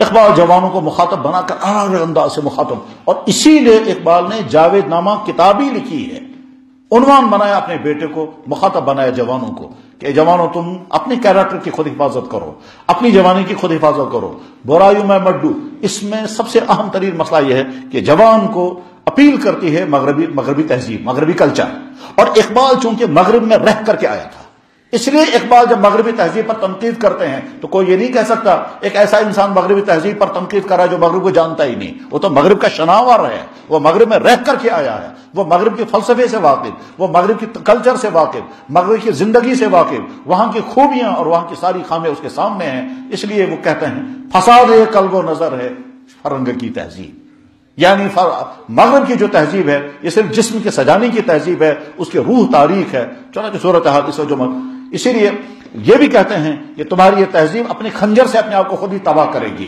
اقبال کا کمال یہ ہے کہ وہ مغرب میں جا کر کے اتھیسٹ بن کر واپس نہیں آئے، مغرب میں جا کر کے اللہ کا تعلق اور مضبوط کر کے، اور اللہ کے نبی کے ساتھ اپنا تعلق اور مضبوط کر کے، اور قرآن کے ساتھ اپنا تعلق مضبوط کر کے واپس آئے ہیں۔ یہ اقبال کا کمال ہے۔ چنانچہ وہ خود کہتے ہیں میں اس آگ میں ڈالا گیا ہوں مثل خلیل، کہ میں یورپ میں رہا ہوں، ایسے سمجھو تم جیسے آگ میں خلیل کو ڈالا گیا تھا، پر خلیل تھا، وہ وہاں سے جب نکل آئے تو خلیل پھر بھی زندہ۔ خلیل سے مراد حضرت ابراہیم علیہ السلام۔ چونکہ اقبال کا مطالعہ بہت زیادہ وسیع ہے، اس لیے وہ اپنی شاعری میں تلمیحات کرتے ہیں، اور تلمیحات کا مطلب ہوتا ہے ایک لفظ ہوتا ہے، اس لفظ کے پیچھے پوری تاریخ ہوتی ہے، وہ ساری تاریخ پڑھنی ہوتی ہے۔ مثلا فرض کیجئے اقبال یہ کہتے ہیں کہ مثل کلیم ہو اگر مارکہ آزما کوئی، اب بھی درخت طور سے آتی ہے بانگے لا تخف، تو یہ بانگے لا تخف یہ قرآن کا لفظ ہے، اب وہ قرآن کا لفظ جہاں پر ہے وہاں اس کو ڈیٹیل پڑھنی پڑے گی، اور حضرت موسیٰ علیہ السلام کا سارا واقعہ پڑھنا پڑے گا، اور اس سارے واقعے کو پڑھنے کے بعد پھر پتا چلے گا اقبال کیا کہہ رہے ہیں۔ ہو اگر مثل کلیم مارکہ آزما کوئی، اب بھی درخت طور سے آتی ہے بانگے لا تخف۔ اقبال کو بہت گلہ ہوتا تھا کس بات سے کہ جب نوجوان صبح کو 10 بجے تک سوتے تھے، تو ایک مرتبہ کچھ نوجوانوں کو جو لاہور پڑھنے کے لیے آئے تھے انہوں نے دیکھا کہ 10 بجے صبح کو اٹھتے ہیں، اس کے بعد پھر کالج جاتے ہیں، تو اقبال نے اپنی مشہور نظم کے اشعار سنائے۔ اقبال کی مشہور نظم ہے شکوہ اور جواب شکوہ۔ اس شکوے میں اقبال نے اللہ سے شکایتیں کی ہیں، جس کی بنا پر بہت سارے سطحی ذہن رکھنے والے لوگ اقبال کے مخالف بھی ہو گئے تھے، اور انہیں اقبال کو کہا یہ تو نعوذ باللہ من ذالک کافر ہو گیا، کیونکہ اس نے اللہ کی شان میں توہین کی ہے۔ اور وہ اشعار کیا تھے جس کو توہین کہا تھا؟ شکوے میں انہوں نے شعر کہا تھا کہ صفحے دہر کے باطل کو مٹایا ہم نے، تیرے نوع انسانی کو غلامی سے چھڑایا ہم نے، تیرے قرآن کو سینوں سے لگایا ہم نے، تیرے کعبے کو سینوں سے بسا، تیرے کعبے کو جبینوں سے بسایا ہم نے، پھر بھی ہم سے یہ گلہ ہے کہ ہم وفادار نہیں، تو بھی دلدار نہیں۔ یہ تو اللہ کو کہہ رہے ہیں۔ اب جب تمام لوگ مشتعل ہو گئے اقبال یہ کیا کہہ رہے ہیں آپ، تو اس کے بعد اقبال نے جواب دیا، اور جواب میں کیا کہا اس نے؟ صفحے دہر سے باطل کو مٹایا کس نے؟ نوع انسان کو غلامی سے چھڑایا کس نے؟ میرے کعبے کو جبینوں سے بسایا کس نے؟ میرے قرآن کو سینوں سے لگایا کس نے؟ تھے تو آبا وہ تمہارے مگر تم کیا ہو، ہاتھ پہ ہاتھ درے منتظر فردا، یعنی وہ جو کارنامہ ہے وہ تمہارے باپ داداؤں کا ہے، تمہارا کچھ نہیں ہے۔ تو اسی میں علامہ اقبال نے کہا ہے کیا؟ شور ہے ہو گئے دنیا سے مسلمان نابود، ہم یہ کہتے ہیں تھے کہاں مسلمان موجود، وضع میں تم ہو نصارہ تو تمدن میں ہنود، وضع میں تم ہو نصارہ تو تمدن میں ہنود۔ یہاں سے سمجھ میں آتا ہے جب آپ کانوں میں بالیاں لگائیں گے، جب آپ ہاتھوں میں دھاگے باندھیں گے، جب آپ پیشانوں پر ٹیکے کریں گے، جب آپ ڈانس کریں گے، یہ وہی کہہ رہے ہیں وضع میں تم ہو نصارہ تو تمدن میں ہنود، یہ ہیں مسلمان جنہیں دیکھ کے شرمائیں یہود۔ یوں تو سید بھی ہو، مرزا بھی ہو، افغان بھی ہو، تم سبھی کچھ ہو، بتاؤ مسلمان بھی ہو۔ اور جب مسلمان آپس میں لڑتے ہیں تو اس علامہ اقبال نے کہا تھا منفعت ایک ہے اس قوم کی، نقصان بھی ایک ہی، سب کا نبی، دین بھی، ایمان بھی ایک، حرم پاک بھی، اللہ بھی، قرآن بھی ایک، کچھ بڑی بات تھی جو ہوتے مسلمان بھی ایک، فرقہ بندی ہے کہیں اور کہیں ذاتیں ہیں، کیا زمانے میں پنپنے کی یہی باتیں ہیں؟ یہ جب شعر پڑھا سنا رہے تھے، کیا رفعت شان و رفعنا لک ذکر رکھ دیکھے، یہ جواب شکوہ کے اخیر میں ہے، اس میں علامہ اقبال یہ بتانا چاہتے ہیں، کہتے ہیں محمد کا نام عرش سے لے کر فرش تک چین کے وادیوں میں بھی ہے، افریقہ کے صحراؤں میں بھی ہے، یورپ کے وہ شہروں میں بھی ہے، اور ایشیا کے دیہاتوں میں بھی ہے، ہر جگہ۔ پھر کہتے ہیں آگے رفعت شان رفعنا لک ذکر رکھ دیکھے، یعنی محمد الرسول اللہ کا نام مبارک اللہ نے کہاں کہاں تک پہنچایا، اور اس کے باوجود تم محمد سے دور کیوں ہو گئے؟ پھر آگے میں کہتے ہیں کہ محمد سے وفا تو نے تو ہم تیرے ہیں، یہ جہاں چیز ہے کیا؟ تو جب نوجوان لڑکوں کو انہیں سوتے ہوئے دیکھا تو اس کے بعد انہیں کہا کیا کہ کس قدر گراں تم پر صبح کی بیداری ہے۔ یاد رکھیں، جب علامہ اقبال کے غلام نوکر علی بخش سے پوچھا گیا علامہ کتنا سوتے تھے، انہوں نے کہا بہت کم۔ کس وقت جاگتے تھے؟ کہ رات کے 2-3 بجے۔ علامہ اقبال نے خود لکھا، خود اپنے خط میں لکھا، یہ مجھے یاد نہیں، راس مسعود کے نام لکھا۔ راس مسعود سر سید احمد خان کا پوتا ہے، راس مسعود سر سید احمد خان پوتے کا نام، ان کے نام خط لکھا۔ فقیر عموماً رات کے 4 بجے بیدار ہوتا ہے، پھر سونے کا معمول نہیں ہے، ہاں مصلے پر کبھی کبھی اونگ آ جاتی ہے، یہ جملہ لکھا۔ آج کا نوجوان نماز پڑھنے کو عیب سمجھتا ہے، اقبال جیسی شخصیت کہہ رہی ہے مصلے پر بیٹھے بیٹھے تھوڑی سی اونگ آ جاتی ہے، پھر میرا سونے کا معمول نہیں ہے، فجر کی نماز کے بعد تلاوت کرنے کا معمول تھا۔ تو اقبال نے کیا کہا؟ کس قدر گراں تم پر صبح کی بیداری ہے، ہم سے کب پیار ہے، ہاں نیند تمہیں پیاری ہے، جا کے ہوتے ہیں مساجد میں صف آرا تو غریب، زحمت روزہ کرتے ہیں گوارا تو غریب، نام لیتا ہے اگر کوئی ہمارا تو غریب، پردہ رکھتا ہے اگر کوئی تمہارا تو غریب، ہے ملت بیزا غربا کے دم سے، عمران غافل ہیں نشہ دولت میں ہم سے۔ غرض یہ کہ اقبال کا پیغام نوجوانوں کے نام، یعنی اقبال چاہتے ہیں نوجوان محنتی ہو، پاک دامن ہو، با حیا ہو، با کردار ہو، اور اس میں خود اس کی جوانی اس کا بہترین مثال ہے کہ انہوں نے یورپ میں جا کر نہ فکری گمراہیوں کا شکار ہو گئے، نہ کیریکٹر کے اعتبار سے برائیوں کا شکار ہو گئے۔ اور یاد رکھیں یورپ میں اقبال جسمانی طور پر بھی بہت حسین تھے، آواز بھی بہت عمدہ تھی، جرمنی ان کے کوئی نگرانی کرنے والا نہیں تھا، وہاں نہ جانے کن کن خرابیوں میں وہ مبتلا ہو سکتے تھے، مگر اپنے آپ کو کسی خرابی میں مبتلا نہیں ہونے دیا، حتیٰ کہ ایک نواب کی بیٹی جن کا نام تھا عطیہ فیضی، یہ جوناگڑھ کے نواب کی بیٹی تھی اور اقبال سے سینئر تھی اور جرمنی میں پی ایچ ڈی کر چکی تھی یا کر رہی تھی، اور اقبال کے لیے ایسے تھی جیسے سرپرست، اقبال سے شفقت بھی کرتی تھی، فائنانس سپورٹ بھی کرتی تھی، مدد بھی کرتی تھی۔ شاید عطیہ فیضی کی چاہت یہ تھی کہ میرا نکاح اقبال کے ساتھ ہو جائے، اس نے اشاروں کے نام میں اظہار بھی کیا، مگر اقبال نے جواب میں کہا میں غریب فقیر انسان ہوں، ایک جھونپڑی کے اندر ہاتھی کو لے جانے کی ہمت نہیں کر سکتا۔ زندگی بھر تعلق رکھا، محبت کا تعلق رکھا، مگر اس عشق بازی میں اپنے آپ کو مبتلا نہیں ہونے دیا۔ میں نے ابھی تھوڑی دیر پہلے حوالہ دیا تھا زندہ رود کا، کتاب مل جائے اس میں آپ دیکھ لیں گے، عطیہ فیضی کا فوٹو بھی اس میں لگا ہوا ہے۔ عطیہ فیضی کا فوٹو، یعنی اپنے زمانے کی ایک مشہور لیڈی رہی ہیں، اور وہ نواب کی بیٹی تھی، جوناگڑھ کے نواب کی۔ جوناگڑھ کی تاریخ کشمیریوں کو یاد ہونی چاہیے، اس لیے کہ جوناگڑھ کی خاص تاریخ بھی رہی ہے۔ بہرحال جوناگڑھ کے نواب صاحب کی بیٹی تھی عطیہ فیضی، جرمنی کے اندر وہ چاہت کر رہی ہیں اقبال کے ساتھ میرا نکاح ہو جائے، مگر اقبال نے اپنے آپ کو ان خرافات میں مبتلا نہیں ہونے دیا، انہوں نے کہا میں پاک دامن ہوں، پاک دامن۔ اور اسی عطیہ فیضی کے نام اقبال نے جب خط لکھا تھا کہ میں اپنی ازدواجی زندگی میں چونکہ غیر مطمئن ہوں، اس لیے ہو سکتا ہے میرے دماغ پر اثر ہو جائے، تو اس میں مایوس ہو کر لکھا عنقریب شاید میں پاگل ہو جاؤں گا، اور تم جب معلوم کرو گے یہ کون ہے پاگل ہونے والا تو تمہیں پتا چلے گا کوئی اقبال ہوں۔ یہ اقبال عطیہ فیضی کے نام، یہ اقبال گیا تھا، عطیہ فیضی مشہور لیڈی رہی ہیں۔ غرض یہ کہ اقبال نے لندن و جرمنی میں جا کر بھی اپنی جوانی کو داغدار نہیں ہونے دیا۔ نوجوانوں کے لیے یہی میسج ہے کہ آپ اپنی جوانی کو داغدار ہونے سے بچائیں، اور داغدار ہونے سے تب بچائیں گے جب آپ کا تعلق اپنے اللہ کے ساتھ، آپ کا تعلق اپنے نبی کے ساتھ، آپ کا تعلق قرآن کے ساتھ مضبوط اور پختہ ہوگا، اور اس کے ساتھ ساتھ ارادے مضبوط ہوں گے، تو پھر آپ اپنے آپ کو بچا سکیں گے، اور اگر نہیں تو صبح سے شام تک نہ جانے کن کن خرابیوں کا آپ شکار ہو سکتے ہیں۔ کلام اقبال میں جوانوں کے متعلق مختلف مقامات پر الگ الگ انداز سے کلام ملتا ہے، اور اس میں حوالے بھی عجیب عجیب ہیں. کیا حوالے بھی عجیب عجیب ہیں؟ کہیں صحابہ کے حوالے ہیں، کہیں طارق بن زیاد کے حوالے ہیں، کہیں خالد بن ولید کے حوالے ہیں، اور کہیں کس کے حوالے ہیں. اور یہ بتانا چاہتے ہیں کہ تمہارے لیے ماڈل، تمہارے لیے رول ماڈل فلم سٹار نہیں، کرکٹر نہیں، تمہارے لیے رول ماڈل یہ شخصیات ہیں. میں اس چیپٹر کو یہ ختم کر کے اگلا چیپٹر لیتا ہوں کہ اقبال کی نظر میں عورت ساری دنیا کا ہمیشہ سے موضوع رہا ہے. مذہب، فلسفہ، ادب، سماج، سوشل سائنس، ان تمام میں عورت کا موضوع بنایا گیا. اقبال کی نظر میں عورت کا مقام کیا ہے؟ ایک جگہ پر اقبال نے کہا عورت کا اونچا مقام یہ ہے کہ اس کے لیے نمونہ، اس کے لیے رول ماڈل فاطمہ ہے. اور فاطمہ کے متعلق علامہ اقبال نے ایک جملہ ایسا لکھا ہے کہ حضرت مولانا علی میاں ندوی رحمہ اللہ تعالیٰ نے فرمایا یہ جملہ تو اقبال ہی لکھ پایا ہے اور کوئی نہیں لکھ سکا اس طرح کا جملہ. کیا جملہ ہے؟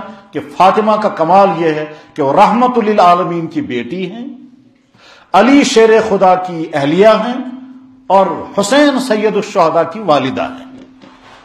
اتنے بڑے بیٹے کی والدہ، اتنے بڑے انسان کی اہلیہ، اور کائنات کے سب سے متسترین ذات اقدس کی بیٹی. تو بیٹی ہونے کے اعتبار سے فاطمہ سے بڑی بیٹی کوئی نہیں، اور بیوی ہونے کے اعتبار سے حضرت فاطمہ کا مقام یہ ہے کہ وہ علی کی بیٹی بیوی ہیں، اور ماں ہونے کے اعتبار سے سید الشہداء حمزہ کی بیٹی ہے. اسی لیے وہ کہا کرتے تھے کیا کہ غریب و سادہ ہو رنگی ہے داستان عرب، نہایت اس کی حسین، ابتدا اس کی اسماعیل. اور اسماعیل کا حوالہ دیتے ہوئے نے کہا کہ یہ مکتب کی کرامت تھی، یہ فیضان نظر تھا، یہ مکتب کی کرامت تھی. سکھایا کس نے؟ پھر اسماعیل کو آداب فرزندی دی. عورت کے متعلق اقبال کا نقطہ نظر صاف اور واضح ہے، اور وہ یہ اقبال چاہتے ہیں عورت با پردہ ہو، اقبال چاہتے ہیں عورت باحیا ہو، اقبال چاہتے ہیں عورت شمع محفل نہ بنے، اقبال چاہتے ہیں عورت رقص و ڈانس والی نہ ہو، اقبال چاہتے ہیں عورت با کردار و با حیا ہو. بلکہ وہ یہ کہتے ہیں، ان کا مشہور شعر ہے، جس تعلیم کی تاثیر سے، جس علم کی تاثیر سے زن ہوتی ہے نازن، کہتے ہیں اس کو ارباب نظر موت.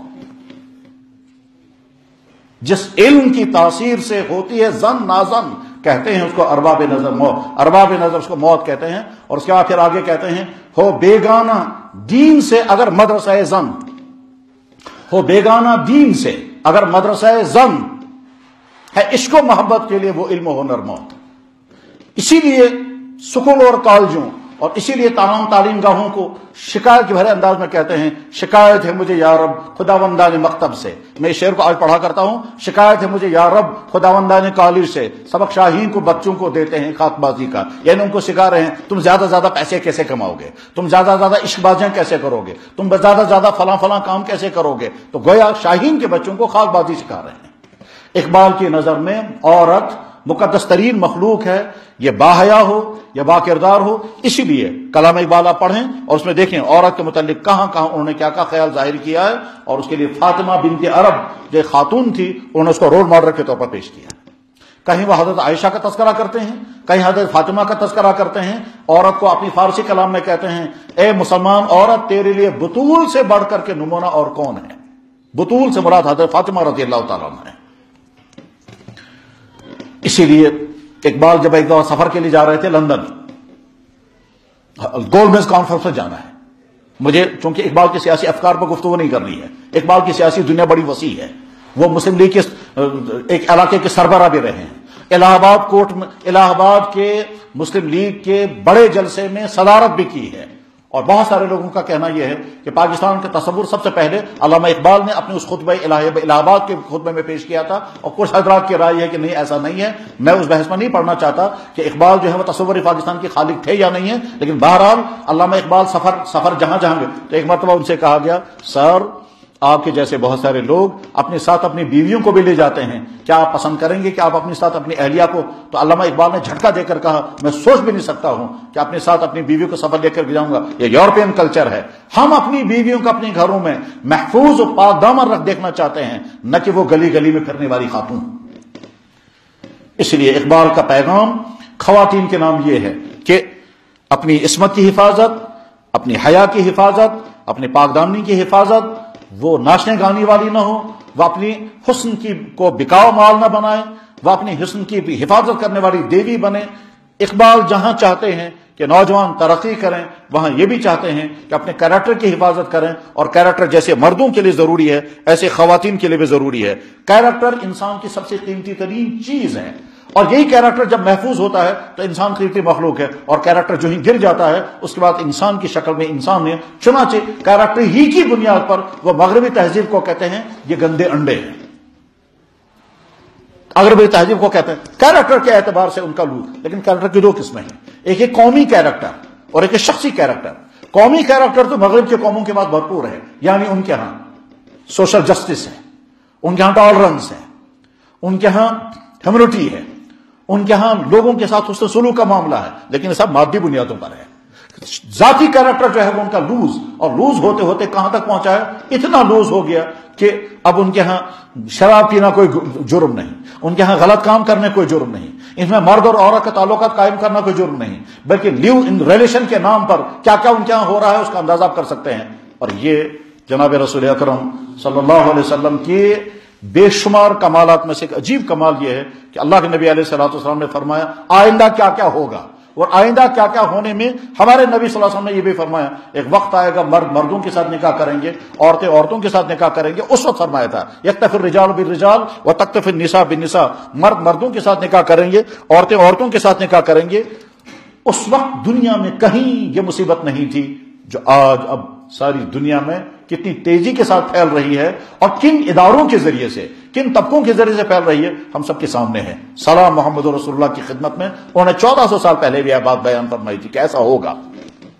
یہ گےازم، یہ فیمنزم، یہ لیسبینزم، یہ ساری تحریکیں جو آزاد نسواں کے نام پر اور عورتوں کو غلامی سے نکالنے کے نام پر چل رہی ہیں، اقبال ان کے سخت مخالف ہیں، کیونکہ وہ اپنی آنکھوں سے دیکھ کر کے آئے تھے اس زمانے میں یورپ میں عورت کا تباہ حال، کہ اس کا بستر، اس عورت کی قدر و قیمت تب تک ہے جب تک اس کا چہرہ چمک رہا ہے، تب تک اس کے بعد حسن ہے، اور جب اس کا حسن ڈھل گیا اس کے بعد اس کو پوچھنے والا کوئی نہیں ہوتا، کوئی نہیں پوچھتا ہوتا۔ یعنی گویا وہ یہ سمجھانا چاہتے ہیں کہ یورپ کا تصور عورت کے بارے میں ہے، اس کو استعمال کرو پھر پھینک دو، اور جب استعمال کے قابل نہ رہے بعد میں اس کو کوئی نہیں پوچھتا۔ اسی وجہ سے وہاں کی فلمی ڈانسر، وہاں فلم اسٹار ہیں، فلمی ہیروئن ہیں، وہاں کے ڈانسر ہیں، اخیر عمر میں تڑپ تڑپ کر گھٹ گھٹ کر مر جاتی ہیں، کیونکہ ان کو پوچھنے والا اس وقت کوئی نہیں ہوتا۔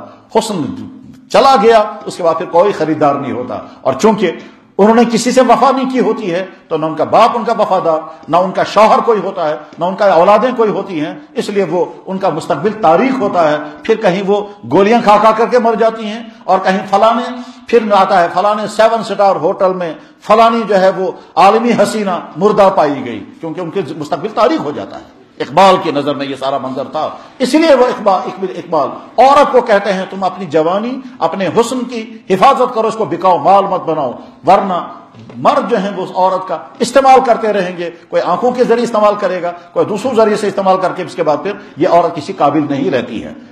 آج کے زمانے میں جو چند بڑے بڑے فراڈ کیے گئے ان میں سے ایک فراڈ یہ ہے کہ عورت کو سمجھایا گیا اگر تم اپنے گھر میں ہو تو پھر تم ظلمت میں ہو، تم تاریکی میں ہو، تم اگر گھر میں ہو تو تم پر ظلم ہو رہا ہے، اور اگر تم باہر نکل گئی، تم سڑکوں پر آ گئی، تم سیلز گرلز بن گئی، تم ایئر ہوسٹس بن گئی، تو پھر تم نے ترقی پائی۔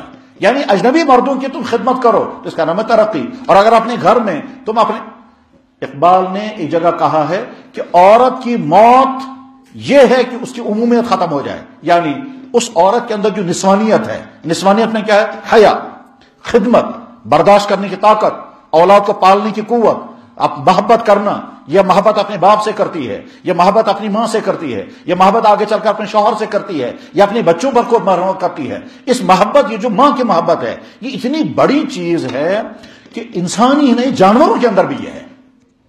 چنانچہ یہ چیپٹر کبھی دیکھنا چاہیے کہ جنگلی درندے جانور جب ماں ہوتے ہیں تو وہ کیسے اپنے بچوں کو پالتے ہیں۔ شیرنی اپنے بچوں کے لیے کیا کرتی ہے، مرغی اپنے بچوں کے لیے کیا کرتی ہے، کتیا اپنے بچوں کے لیے کیا کرتی ہے۔ ہمارے ایک دفعہ ایک صاحب آئے، وہ چہرہ زخمی تھا، تو میں نے کہا خیر کیا بات ہو گئی؟ کہنے لگا جب میں ایک اس میں باغ میں چلا گیا تھا، وہاں مجھے پتا نہیں تھا، وہاں کتیا نے بچے دیے تھے، جو ہی میں اندر چلا گیا وہ کتیا آ گیا اور میرے چہرے پر ہاتھ مارا، گویا میرے بچوں کی طرف تم کیوں آئے؟ تو ماں جب تک ہے، وہ چاہے جانور کیوں نہ ہو، اس کے دل کے اندر محبت ہوتی ہے، ماں ہے۔ مغربی تہذیب ماں کے تصور کو ختم کر رہا ہے۔ اسلام یہ کہتا ہے کہ بیٹی قیمتی ترین سرمایہ ہے، اللہ کے نبی علیہ الصلوۃ والسلام نے کیا فرمایا؟ فرمایا اللہ کے نبی علیہ السلام نے جس کو اللہ نے 1 یا 2 بیٹیاں دی ہوں اور اس نے ان بیٹیوں کی تربیت کی اور ٹھیک طرح سے نکاح کیا، وہ اور میں دونوں اس طرح سے جنت میں جائیں گے۔ مغربی تہذیب بیٹی کے بیٹی ہونے کے مقام کو ختم کرتے ہیں، اسی وجہ سے وہاں لوگ چاہتے ہی نہیں ہیں اولاد پیدا ہو جائے۔ اس وقت مغرب کا کلچر کیا ہے کہ صاحب اولاد کی جھنجھٹ سے اپنے آپ کو بچاؤ۔ مغرب میں کتا پالنا بہتر ہے بمقابلے اس کے کہ اپنے اولادوں کو پالیں۔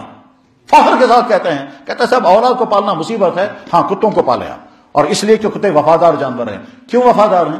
اس وجہ سے کہ آگے چل کر جب ان کے پاس کوئی وفادار رہتا ہی نہیں ہے تو پھر کتوں کی ہی محبتوں کے سہارے وہ جیتے ہیں۔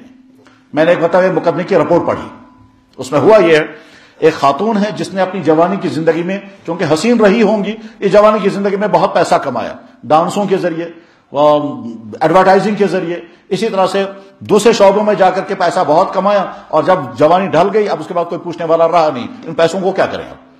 تو اخیر میں سے کیا کیا، اپنا یہ پیسہ اس نے ول لکھی اپنے کتے کے نام پر، چنانچہ کتے کے نام پر پیسہ، اور اس کے بعد یہ عورت مر گئی۔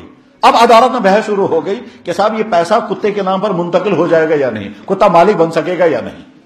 اب پارلیمنٹ میں بحث ہو رہی ہے، قانون ساز ادارے بحث کر رہے ہیں، میڈیا بھی لگ گیا اس بحث میں، جج اس پر دماغ سوزی کر رہے ہیں کہ صاحب ایک عورت نے اپنے اتنے ارب ڈالر اپنے کتے کے نام پر کر دیے ہیں، اب یہ کتا اس کا مالک بن سکے گا یا نہیں، اور کتا مالک بننے کی پوزیشن میں ہے بھی یا نہیں۔ تو قانونی ادارے لگ گئے، عدالتیں اسی میں لگ گئی، میڈیا بھی اسی میں لگ گیا، اور لا کمیشن بھی اس میں بحث کر رہا ہے۔ ٹھیک ہے، ادھر سے جج صاحب نے کہا فی الحال ہم ایک کام کرتے ہیں کہ اس کتے کا ایک وہ جو ہے گارڈین مقرر کرتے ہیں، ایک مزدور کو، چنانچہ ایک شخص کو گارڈین مقرر کیا گیا، تم اس کتے کے گارڈین ہو، اس پراپرٹی میں سے کتے کو کھلاتے رہو، پلاتے رہو، اور اس کے تمام ضروریات پوری کرتے رہو، اور رپورٹ دیتے رہو کہ صاحب مکان اس کا ٹھیک ہے یا نہیں، موسم کے حساب سے اس کو کھانا پینا پہنچ رہا ہے یا نہیں، اور ٹریٹمنٹ صحیح ہو رہا ہے یا نہیں، اور جو کتوں کے لیے شیمپو بنے ہیں وہ شیمپو استعمال ہو رہا ہے، یہ سارا بیچارہ وہ ٹریٹ کر رہا تھا۔ ادارے کس میں لگے ہوئے ہیں؟ اس میں، یہاں تک کہ ایک وقت آیا وہ کتا مر گیا۔ مغربی تہذیب یہ ہے، ہم کھول کر کے کہتے ہیں مغرب والو تمہارے پاس سائنس ہے، تم نے انسانوں کی بہترین خدمت کی۔ کیا بہترین خدمت کی؟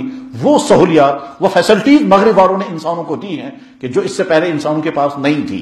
یہ کمیونیکیشن سسٹم، یہ ٹرانسپورٹ سسٹم، یہ طرح طرح کے وسائل، یہ تمام مغرب کی محنتوں کا نتیجہ ہے، مغرب کی محنتوں کا نتیجہ۔ لیکن اے مغرب والوں تمہارے پاس جو تصور زندگی ہے وہ تصور زندگی مادیت کا ہے، وہ حیوانیت کا ہے، وہ بے حیائی کا ہے۔ اس تصور زندگی کے بجائے تصور زندگی ہم سے لے لو۔ چنانچہ علامہ اقبال نے اپنے اشعار میں ایک جگہ پر اچھی طرح سے کہا ہے، قوت مغرب نہ چنگو رباب نیز دختران بے حجاب، کہتے ہیں مغرب کی عظمتیں، یورپ کی بلندیاں ناچ گانوں سے نہیں ہے، یورپ کی بلندیاں ڈانسوں سے نہیں ہے، یورپ کی بلندیاں سائنسی محنتوں سے ہے، وہاں کی قربانیوں سے ہے۔ کاش تم اندر ہم ان کو نمونہ بنائیں ان کے سائنسی میدانوں میں، نہ کہ نمونہ بنائیں ان کے کلچرل زندگی کو۔ مسلمان جب ان کے پیچھے چلتے ہیں تو کس چیز میں؟ ان کے لباس، ان کے کلچر کو، لیکن ان کا جو سوشل جسٹس ہے، ان کے جو محنت کرنے کا اندر، ہمارا طالب علم ان کا جیسا ڈریس تو پہنتا ہے، ان جیسی محنت کیوں نہیں کرتا؟ یہ اس ایسا سکالر کیوں نہیں بنتا؟ یورپ کا ایک شخص، اس کو کتاب لکھنی ہے، وہ کشمیر کے پہاڑوں پر جا کر کے سفر کرتا ہے، پھر کتاب لکھتا ہے کشمیر کے پہاڑوں میں کون کون سے پیڑ پودے پائے جاتے ہیں۔ محنت کرنے والا یہ، وہ بریڈ لے کر کے ایک ہفتے تک یہاں کے پہاڑوں پر گھومتا ہے اور بریڈ کھا کر کے زندگی گزارتا ہے، اس طرح محنت کر کے بک لکھتا ہے، پھر یہ ہے محنت۔ تو ہم ان کے اس پہلو کو اپنا نمونہ بنائیں۔ اقبال یہی کہنا چاہتے ہیں، کیا کہ دیکھو یورپ کی ترقی جو ہے وہ کس ذریعے سے ہے، اس ذریعے سے نہیں ہے۔ میں اس بحث کو ایک اور چیز پر ختم کرنا چاہوں گا، وہ یہ کہ آج کا زمانہ نئی ترقیات کا زمانہ ہے۔ اس نئی ترقیات کے زمانے میں نئے مسائل سامنے آتے ہیں، ان نئے مسائل کو حل کرنے کے لیے اسلام کے پاس اجتہاد کا راستہ ہے۔ اجتہاد کا مطلب ہوتا ہے جب نیا مسئلہ سامنے آ جائے تو ہمیں اسلامی اصولوں کے مطابق فیصلہ کرنا ہے کہ یہ جائز ہے یا ناجائز ہے۔ مثلا فرض کیجئے اللہ کے نبی علیہ السلام کے زمانے میں یہ سسٹم نہیں تھا کہ اگر کوئی خاتون ڈیلیوری نہیں دے پا رہی ہے تو اس کو سیزر لایا جائے، اس کا سرجری کی جائے، اس زمانے میں نہیں تھا۔ آج یہ سہولت مہیا ہے۔ اب اسلام کے سامنے سوال ہے، کیا ہم اپنی بہنوں، اپنی بیٹیوں کی سرجری کرائیں؟ سوال کیوں ہے؟ اس وجہ سے ایک طرف سے اسلام حیا، پردہ، پاکیزگی کا دین ہے اور حکم دیتا ہے، دوسری طرف سے ہم اپنی بیٹی کو ایک ایسے نرسنگ ہوم میں پہنچا رہے ہیں جہاں اس کا جسم ننگا ہو جائے گا۔ بے پردگی کی آخری حدوں تک پہنچے گا. جو ہماری بیٹی اپنے باپ اور اپنے بھائی کے سامنے اپنا جسم کھول نہیں سکتی، اس بیٹی کو اجنبی مردوں کے سامنے اپنا جسم کھولنا ہوگا. تو کیا ہم اجازت دیں اس کی؟ اسلام کے سامنے یہ سوال ہے. تو اس وقت اسلام کو اجتہاد کہتے، کیونکہ اللہ کے نبی کے زمانے میں تو یہ چیز نہیں ہے، صحابہ کے زمانے میں یہ چیز نہیں ہے، آج کے زمانے میں ہے. تو بذریعہ اجتہاد اس کو حل کرنا ہوگا. یا مثلا فرض کیجئے اللہ کے نبی کے زمانے میں لوگ زخمی ہوتے تھے، کہیں ایک کا بلڈ دوسرے کو ٹرانسفر نہیں کیا جاتا تھا، تو بلڈ ٹرانسفر کرنے کا کوئی سسٹم نہیں تھا، بلڈ ڈونیشن کا کوئی سسٹم نہیں تھا. آج بلڈ ڈونیشن کا سسٹم ہے، اور اتنا بڑا ہے وہ آپ سب جانتے ہیں کہ بلڈ ڈونیشن کا سسٹم کتنا پھیل چکا ہے. بلکہ ابھی کچھ دنوں پہلے میں ایک بڑے سکالر سے ملاقات میں نے کی، تو میں نے ان سے تذکرہ کرتے ہوئے کہا، میں نے کہا اللہ کی قدرتوں کی نشانیاں کیسی عجیب عجیب ہیں.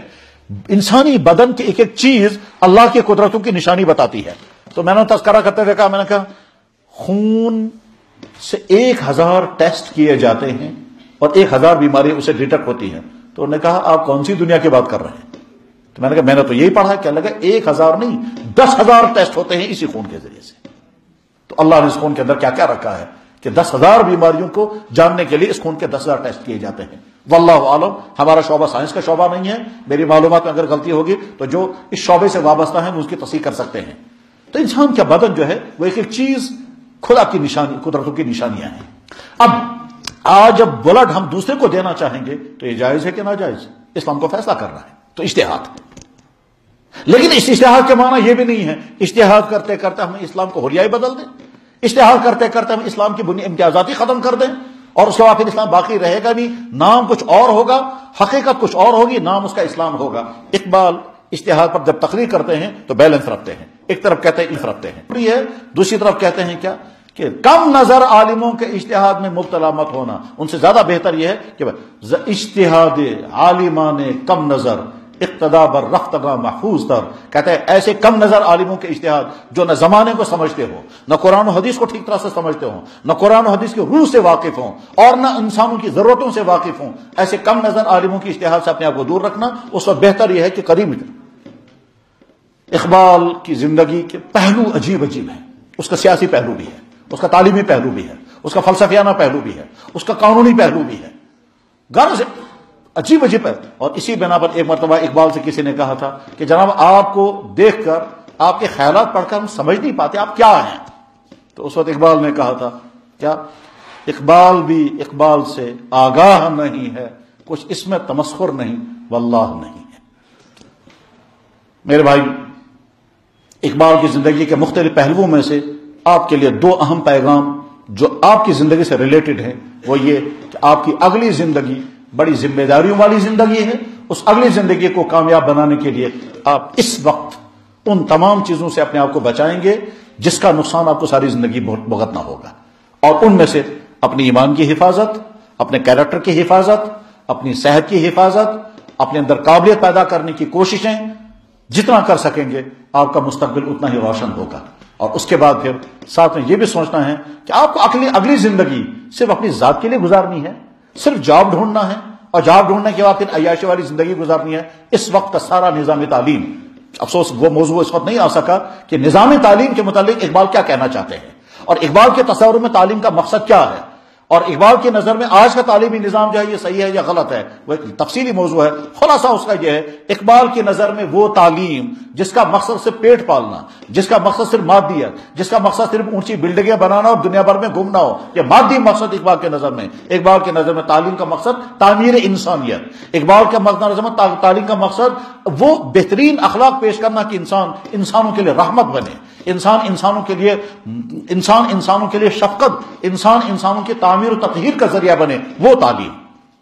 چنانچہ اسی بنا پر کالجوں اور سکولوں کی تعلیم میں وہ اصلاحی پروگرام دیتے تھے کہ کالجوں میں یہ ہونا چاہیے، یہ ہونا چاہیے، یہ ہونا چاہیے. آپ اس میں تعلیمی زندگی گزار رہے ہیں، آپ کی اگلی زندگی بڑی ذمہ داریوں والی زندگی آ رہی ہے. آپ کے کندھوں پر آپ کے گھر کی ذمہ داری ہوگی، آپ کے والدین، آپ کے بیوی بچے، آپ کے رشتہ دار، یہ تو آپ کی شخصی حق. آپ کو اپنے آپ کو بھی چلانا، اپنے گھر کو بھی چلانا ہوگا. اور اس کے بعد پھر آپ زندگی کے جس شعبے میں جائیں گے اس شعبے کا تقاضا ہے کہ آپ ایماندار. اس وقت ہمارے تعلیمی اداروں سے نکل کر آنے والے لوگ جیسے ہونے چاہیے ویسے نہیں ہیں. آپ ہیلتھ سیکٹر میں جا کر کے دیکھیں، جہاں رحم دل سے رحم دل ڈاکٹر ہیں، وہاں ظالم سے ظالم ڈاکٹر بھی ہیں۔ جو صرف اپنے پیسے پر نظر رکھتے ہیں ان کو پیشنٹ پر کوئی رحم نہیں آتا ہے، جس کا مشاہدہ آپ بھی کرتے ہوں گے، ہم بھی کرتے ہیں۔ ہم انتظامی اداروں میں جائیں اور انتظامی اداروں میں جا کر کے دیکھیں گے کہ وہاں جہاں ایماندار لوگ بھی ہیں وہاں بدترین کرپٹ انسان بھی ہیں، اور ان بدترین کرپٹ انسانوں کا ظلم کیسا ہوتا ہے اس کا تجربہ آپ کو بھی ہوتا ہے، ہم کو بھی ہوتا ہے۔ حتیٰ کہ یہ کرپشن جو ہے وہ ہمارے تعلیمی اداروں میں بھی داخل ہو گیا کہ تعلیمی اداروں میں جہاں انسان تعمیری انسانیت کا کام کرتا ہے، جہاں ہم ایسے انسان تیار کر رہے ہیں جو مستقبل میں ہماری قوم کی تمام ضرورتیں پوری کریں گے۔ ہماری قوم کی ضرورتیں کس کس چیز کی ہے؟ کہ ہر چیز کی۔ ہمیں ڈاکٹر بھی چاہیے، انجینئر چاہیے، سائنٹسٹ چاہیے، لائر چاہیے، جج بھی چاہیے، ٹریڈ چلانے والا چاہیے، ہم کو بازار کا آدمی بھی چاہیے، ہر مگر یہ سارا تب بنے گا کہ جب ہمارا تعلیمی نظام اخلاقیات پر کھڑا ہو، اور اس اخلاقیات کے بعد یہاں سے نکلنے والا لڑکا انسانوں کے لیے رحم بنے، انسانوں کے لیے شفقت بنے، وہ مادیت پرست نہ ہو، وہ دوسروں کو لوٹ کر کے اپنی دنیا سجانے والا نہ ہو، وہ دوسروں کا پیٹ کو لات مار کر بلکہ دوسروں کا خون چوس کر کے اپنی رنگینیں سجانے والا نہ ہو، وہ تعلیمی نظام چاہیے۔ علامہ اقبال اسی تعلیمی نظام کے قائل تھے۔ بہرحال آپ کی یہ محفل جو آپ نے منعقد کی، میں مبارکباد پیش کروں گا محفل کے منعقد کرنے والوں، اور اس سے پہلے مبارکباد پیش کروں گا اس کالج کے انتظامیہ کو، جنہوں نے شوق اور جذبے کے ساتھ، محبت کے ساتھ اس پروگرام کو منعقد کرنے کی انہوں نے اجازت دی، اور آپ نے نوجوانوں نے یہ پروگرام منعقد کیا۔ اس میں ہو سکتا ہے کوئی بات آپ کے مزاج کے خلاف ہو، لیکن یاد رکھیں کسی کا دل دکھانا مقصود نہیں ہے، لیکن ڈاکٹر کے پاس جب کوئی انسان جائے گا تو ڈاکٹر کو تو بتانا چاہیے کہ تم فلاں بری عادت میں مبتلا ہو، اس سے توبہ کرو۔ اگر کوئی پیشنٹ کسی ڈاکٹر کے پاس گیا اور وہاں جا کر کے ڈاکٹر نے کہا کہ دیکھو تمہیں فلاں چیز سے پرہیز کرنا ہے، فلاں چیز سے پرہیز کرنا ہے، تو اس کا یہ ڈیوٹی ہے۔ میں اخیر میں علامہ اقبال کے اس کے نام پر منعقد اس تقریب کے حوالے سے آپ سے کہنا چاہوں گا کہ اقبال نے جیسی زندگی گزاری، کیسی زندگی؟ عبادت والی زندگی، پاک دامنی والی زندگی، حیا والی زندگی، قوم کے درد والی زندگی، عشق رسول والی زندگی، عبادت خداوندی والی زندگی، اور یہ وہی اقبال ہے جس کی محبتوں کا عالم یہ تھا، اتنی محبتوں کا عالم یہ تھا کہ انہوں نے ایک حدیث کا مفہوم اخذ کیا ہے ایک شعر کے ذریعے۔ بس وہ حدیث میں سنا کر بات ختم کرتا ہوں اور اس کے بعد وہ شعر پڑھوں گا۔ حدیث اس طرح سے ہے، لیکن حدیث سے پہلے ایک مضمون آپ سمجھیں۔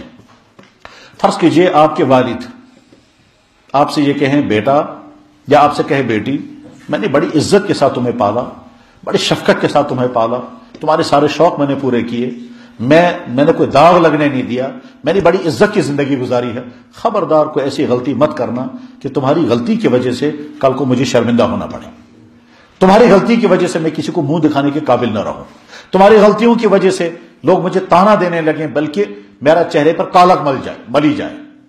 تس غلطی کرزی نا کہ میں یہ بتس ہائے متنا، یہ جملہ اگر کوئی باپ بولے گا، یہ جملہ میں جان بوجھ کر بولتا ہوں، حالانکہ میں کشمیری زبان بولنا جانتا نہیں، اگر کوئی باپ یہ کہتا ہے بیٹا میں نے بڑی عزتوں کے ساتھ زندگی گزاری ہے، پورے سماج میں میں باعزت انسان ہوں، ایسی غلطی مت کرنا کہ میں یہ بتس ہائے متنا، یہ جملہ اگر کوئی باپ اپنے بیٹے کو بولتا ہے تو صحیح، بس ٹھیک اسی طرح سے اس کو ذہن میں رکھ کر اب دیکھیں جناب رسول اکرم صلی اللہ علیہ وسلم، جناب رسول اکرم صلی اللہ علیہ وسلم، صلی اللہ علیہ وسلم،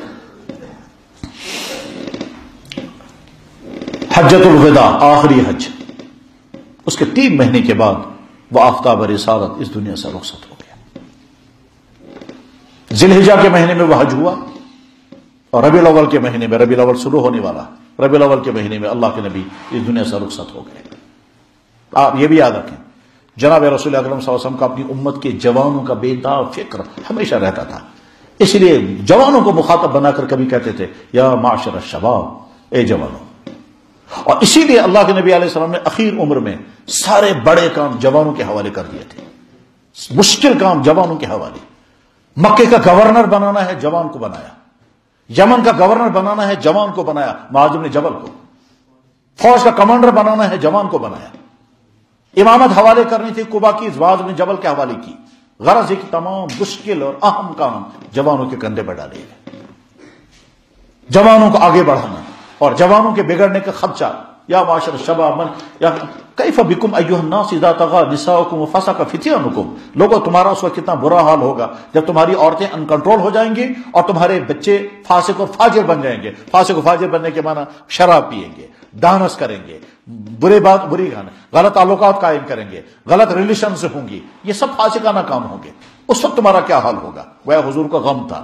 تو اس لیے اللہ کے نبی نے فرمایا میں تم سے پہلے دنیا سے رخصت ہونے والا ہوں، اور میں حوض کوثر پر تمہارا انتظار کروں گا۔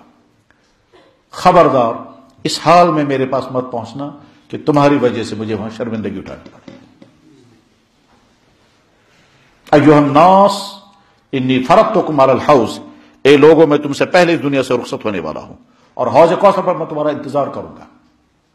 وانی مکافر بکم الامم، تمہاری وجہ سے میں باقی قوموں پر فخر کروں گا کہ دیکھو میری امت کے نوجوان کتنے اچھے، میری امت کی خواتین کتنی پاک دامن، میری امت کے علماء کتنے اچھے، ہر طبقے پر فخر۔ مگر خبردار تم ایسی زندگی لے کر میرے پاس مت آنا کہ تمہاری وجہ سے فلا تسودوا وجہی، وہ جو میں نے جملہ بولا تھا، باپ اپنے بیٹے کو کہتا ہے تس غلطی کرجی نا کہ چین سے تھی میں بچس ہائے متن، تقریباً یہی مفہوم حضور فرما رہے ہیں، ایسا نہ ہو تم ایسی زندگی لے کر آؤ گے تمہاری وجہ سے میرا چہرہ وہاں سیاہ ہو جائے۔ اسی مفہوم کو علامہ اقبال کہتے ہیں تو غنی از ہر دو عالم من فقیر، یا اللہ آپ غنی ہیں میں فقیر ہوں، روز محشر عذرہائے من پذیر، قیامت کے دن میرے سارے گناہ معاف کر دے۔ یہ وہی اقبال ہے جو اپنے آپ کو کہتا تھا فقیر روسیہ، وہی کہہ رہا ہے کیا روز محشر عذرہائے من پذیر، قیامت کے دن میرے گناہوں کو معاف کر دیں، میرا عذر قبول کر لیں۔ مگر قانون تو اللہ کا یہی کہ حساب لیا جائے گا۔ تو اگر بھی نہیں حسابم ناگزیر، اگر آپ میرا حساب لینا ضروری سمجھتے ہیں، از نگاہ مصطفیٰ پنہا بغیر، حضور کے سامنے میرا حساب نہ لیں، کیونکہ میرا حساب لے کر میرا جو ہوگا سو ہوگا، مجھے اس کا غم نہیں، لیکن حضور کو جو دکھ ہوگا وہ میں برداشت نہیں کر سکوں گا کہ حضور کو میری وجہ سے دکھ پہنچا۔ ٹھیک، یہ وہی اقبال ہے جو کہتا تھا کیا شوق میری لئے میں ہے، شوق میری نئے میں ہے، نغمہ اللہ میری رگو پائی میں ہے۔ یہی نغمہ اللہ ہمارے رگو پائی میں سما جائے اور ہم جہاں رہیں اللہ کی برہان بن کر رہیں۔ وآخر دعوانا ان الحمدللہ رب العالمین برحمتک یا ارحم الراحمین۔ ویڈیو کے نیچے سبسکرائب کے بٹن پہ کلک کریں، بیل کے آئیکن پہ کلک کیجئے تاکہ ہر نئی ویڈیو کی نوٹیفیکیشن آپ کو مل جائے۔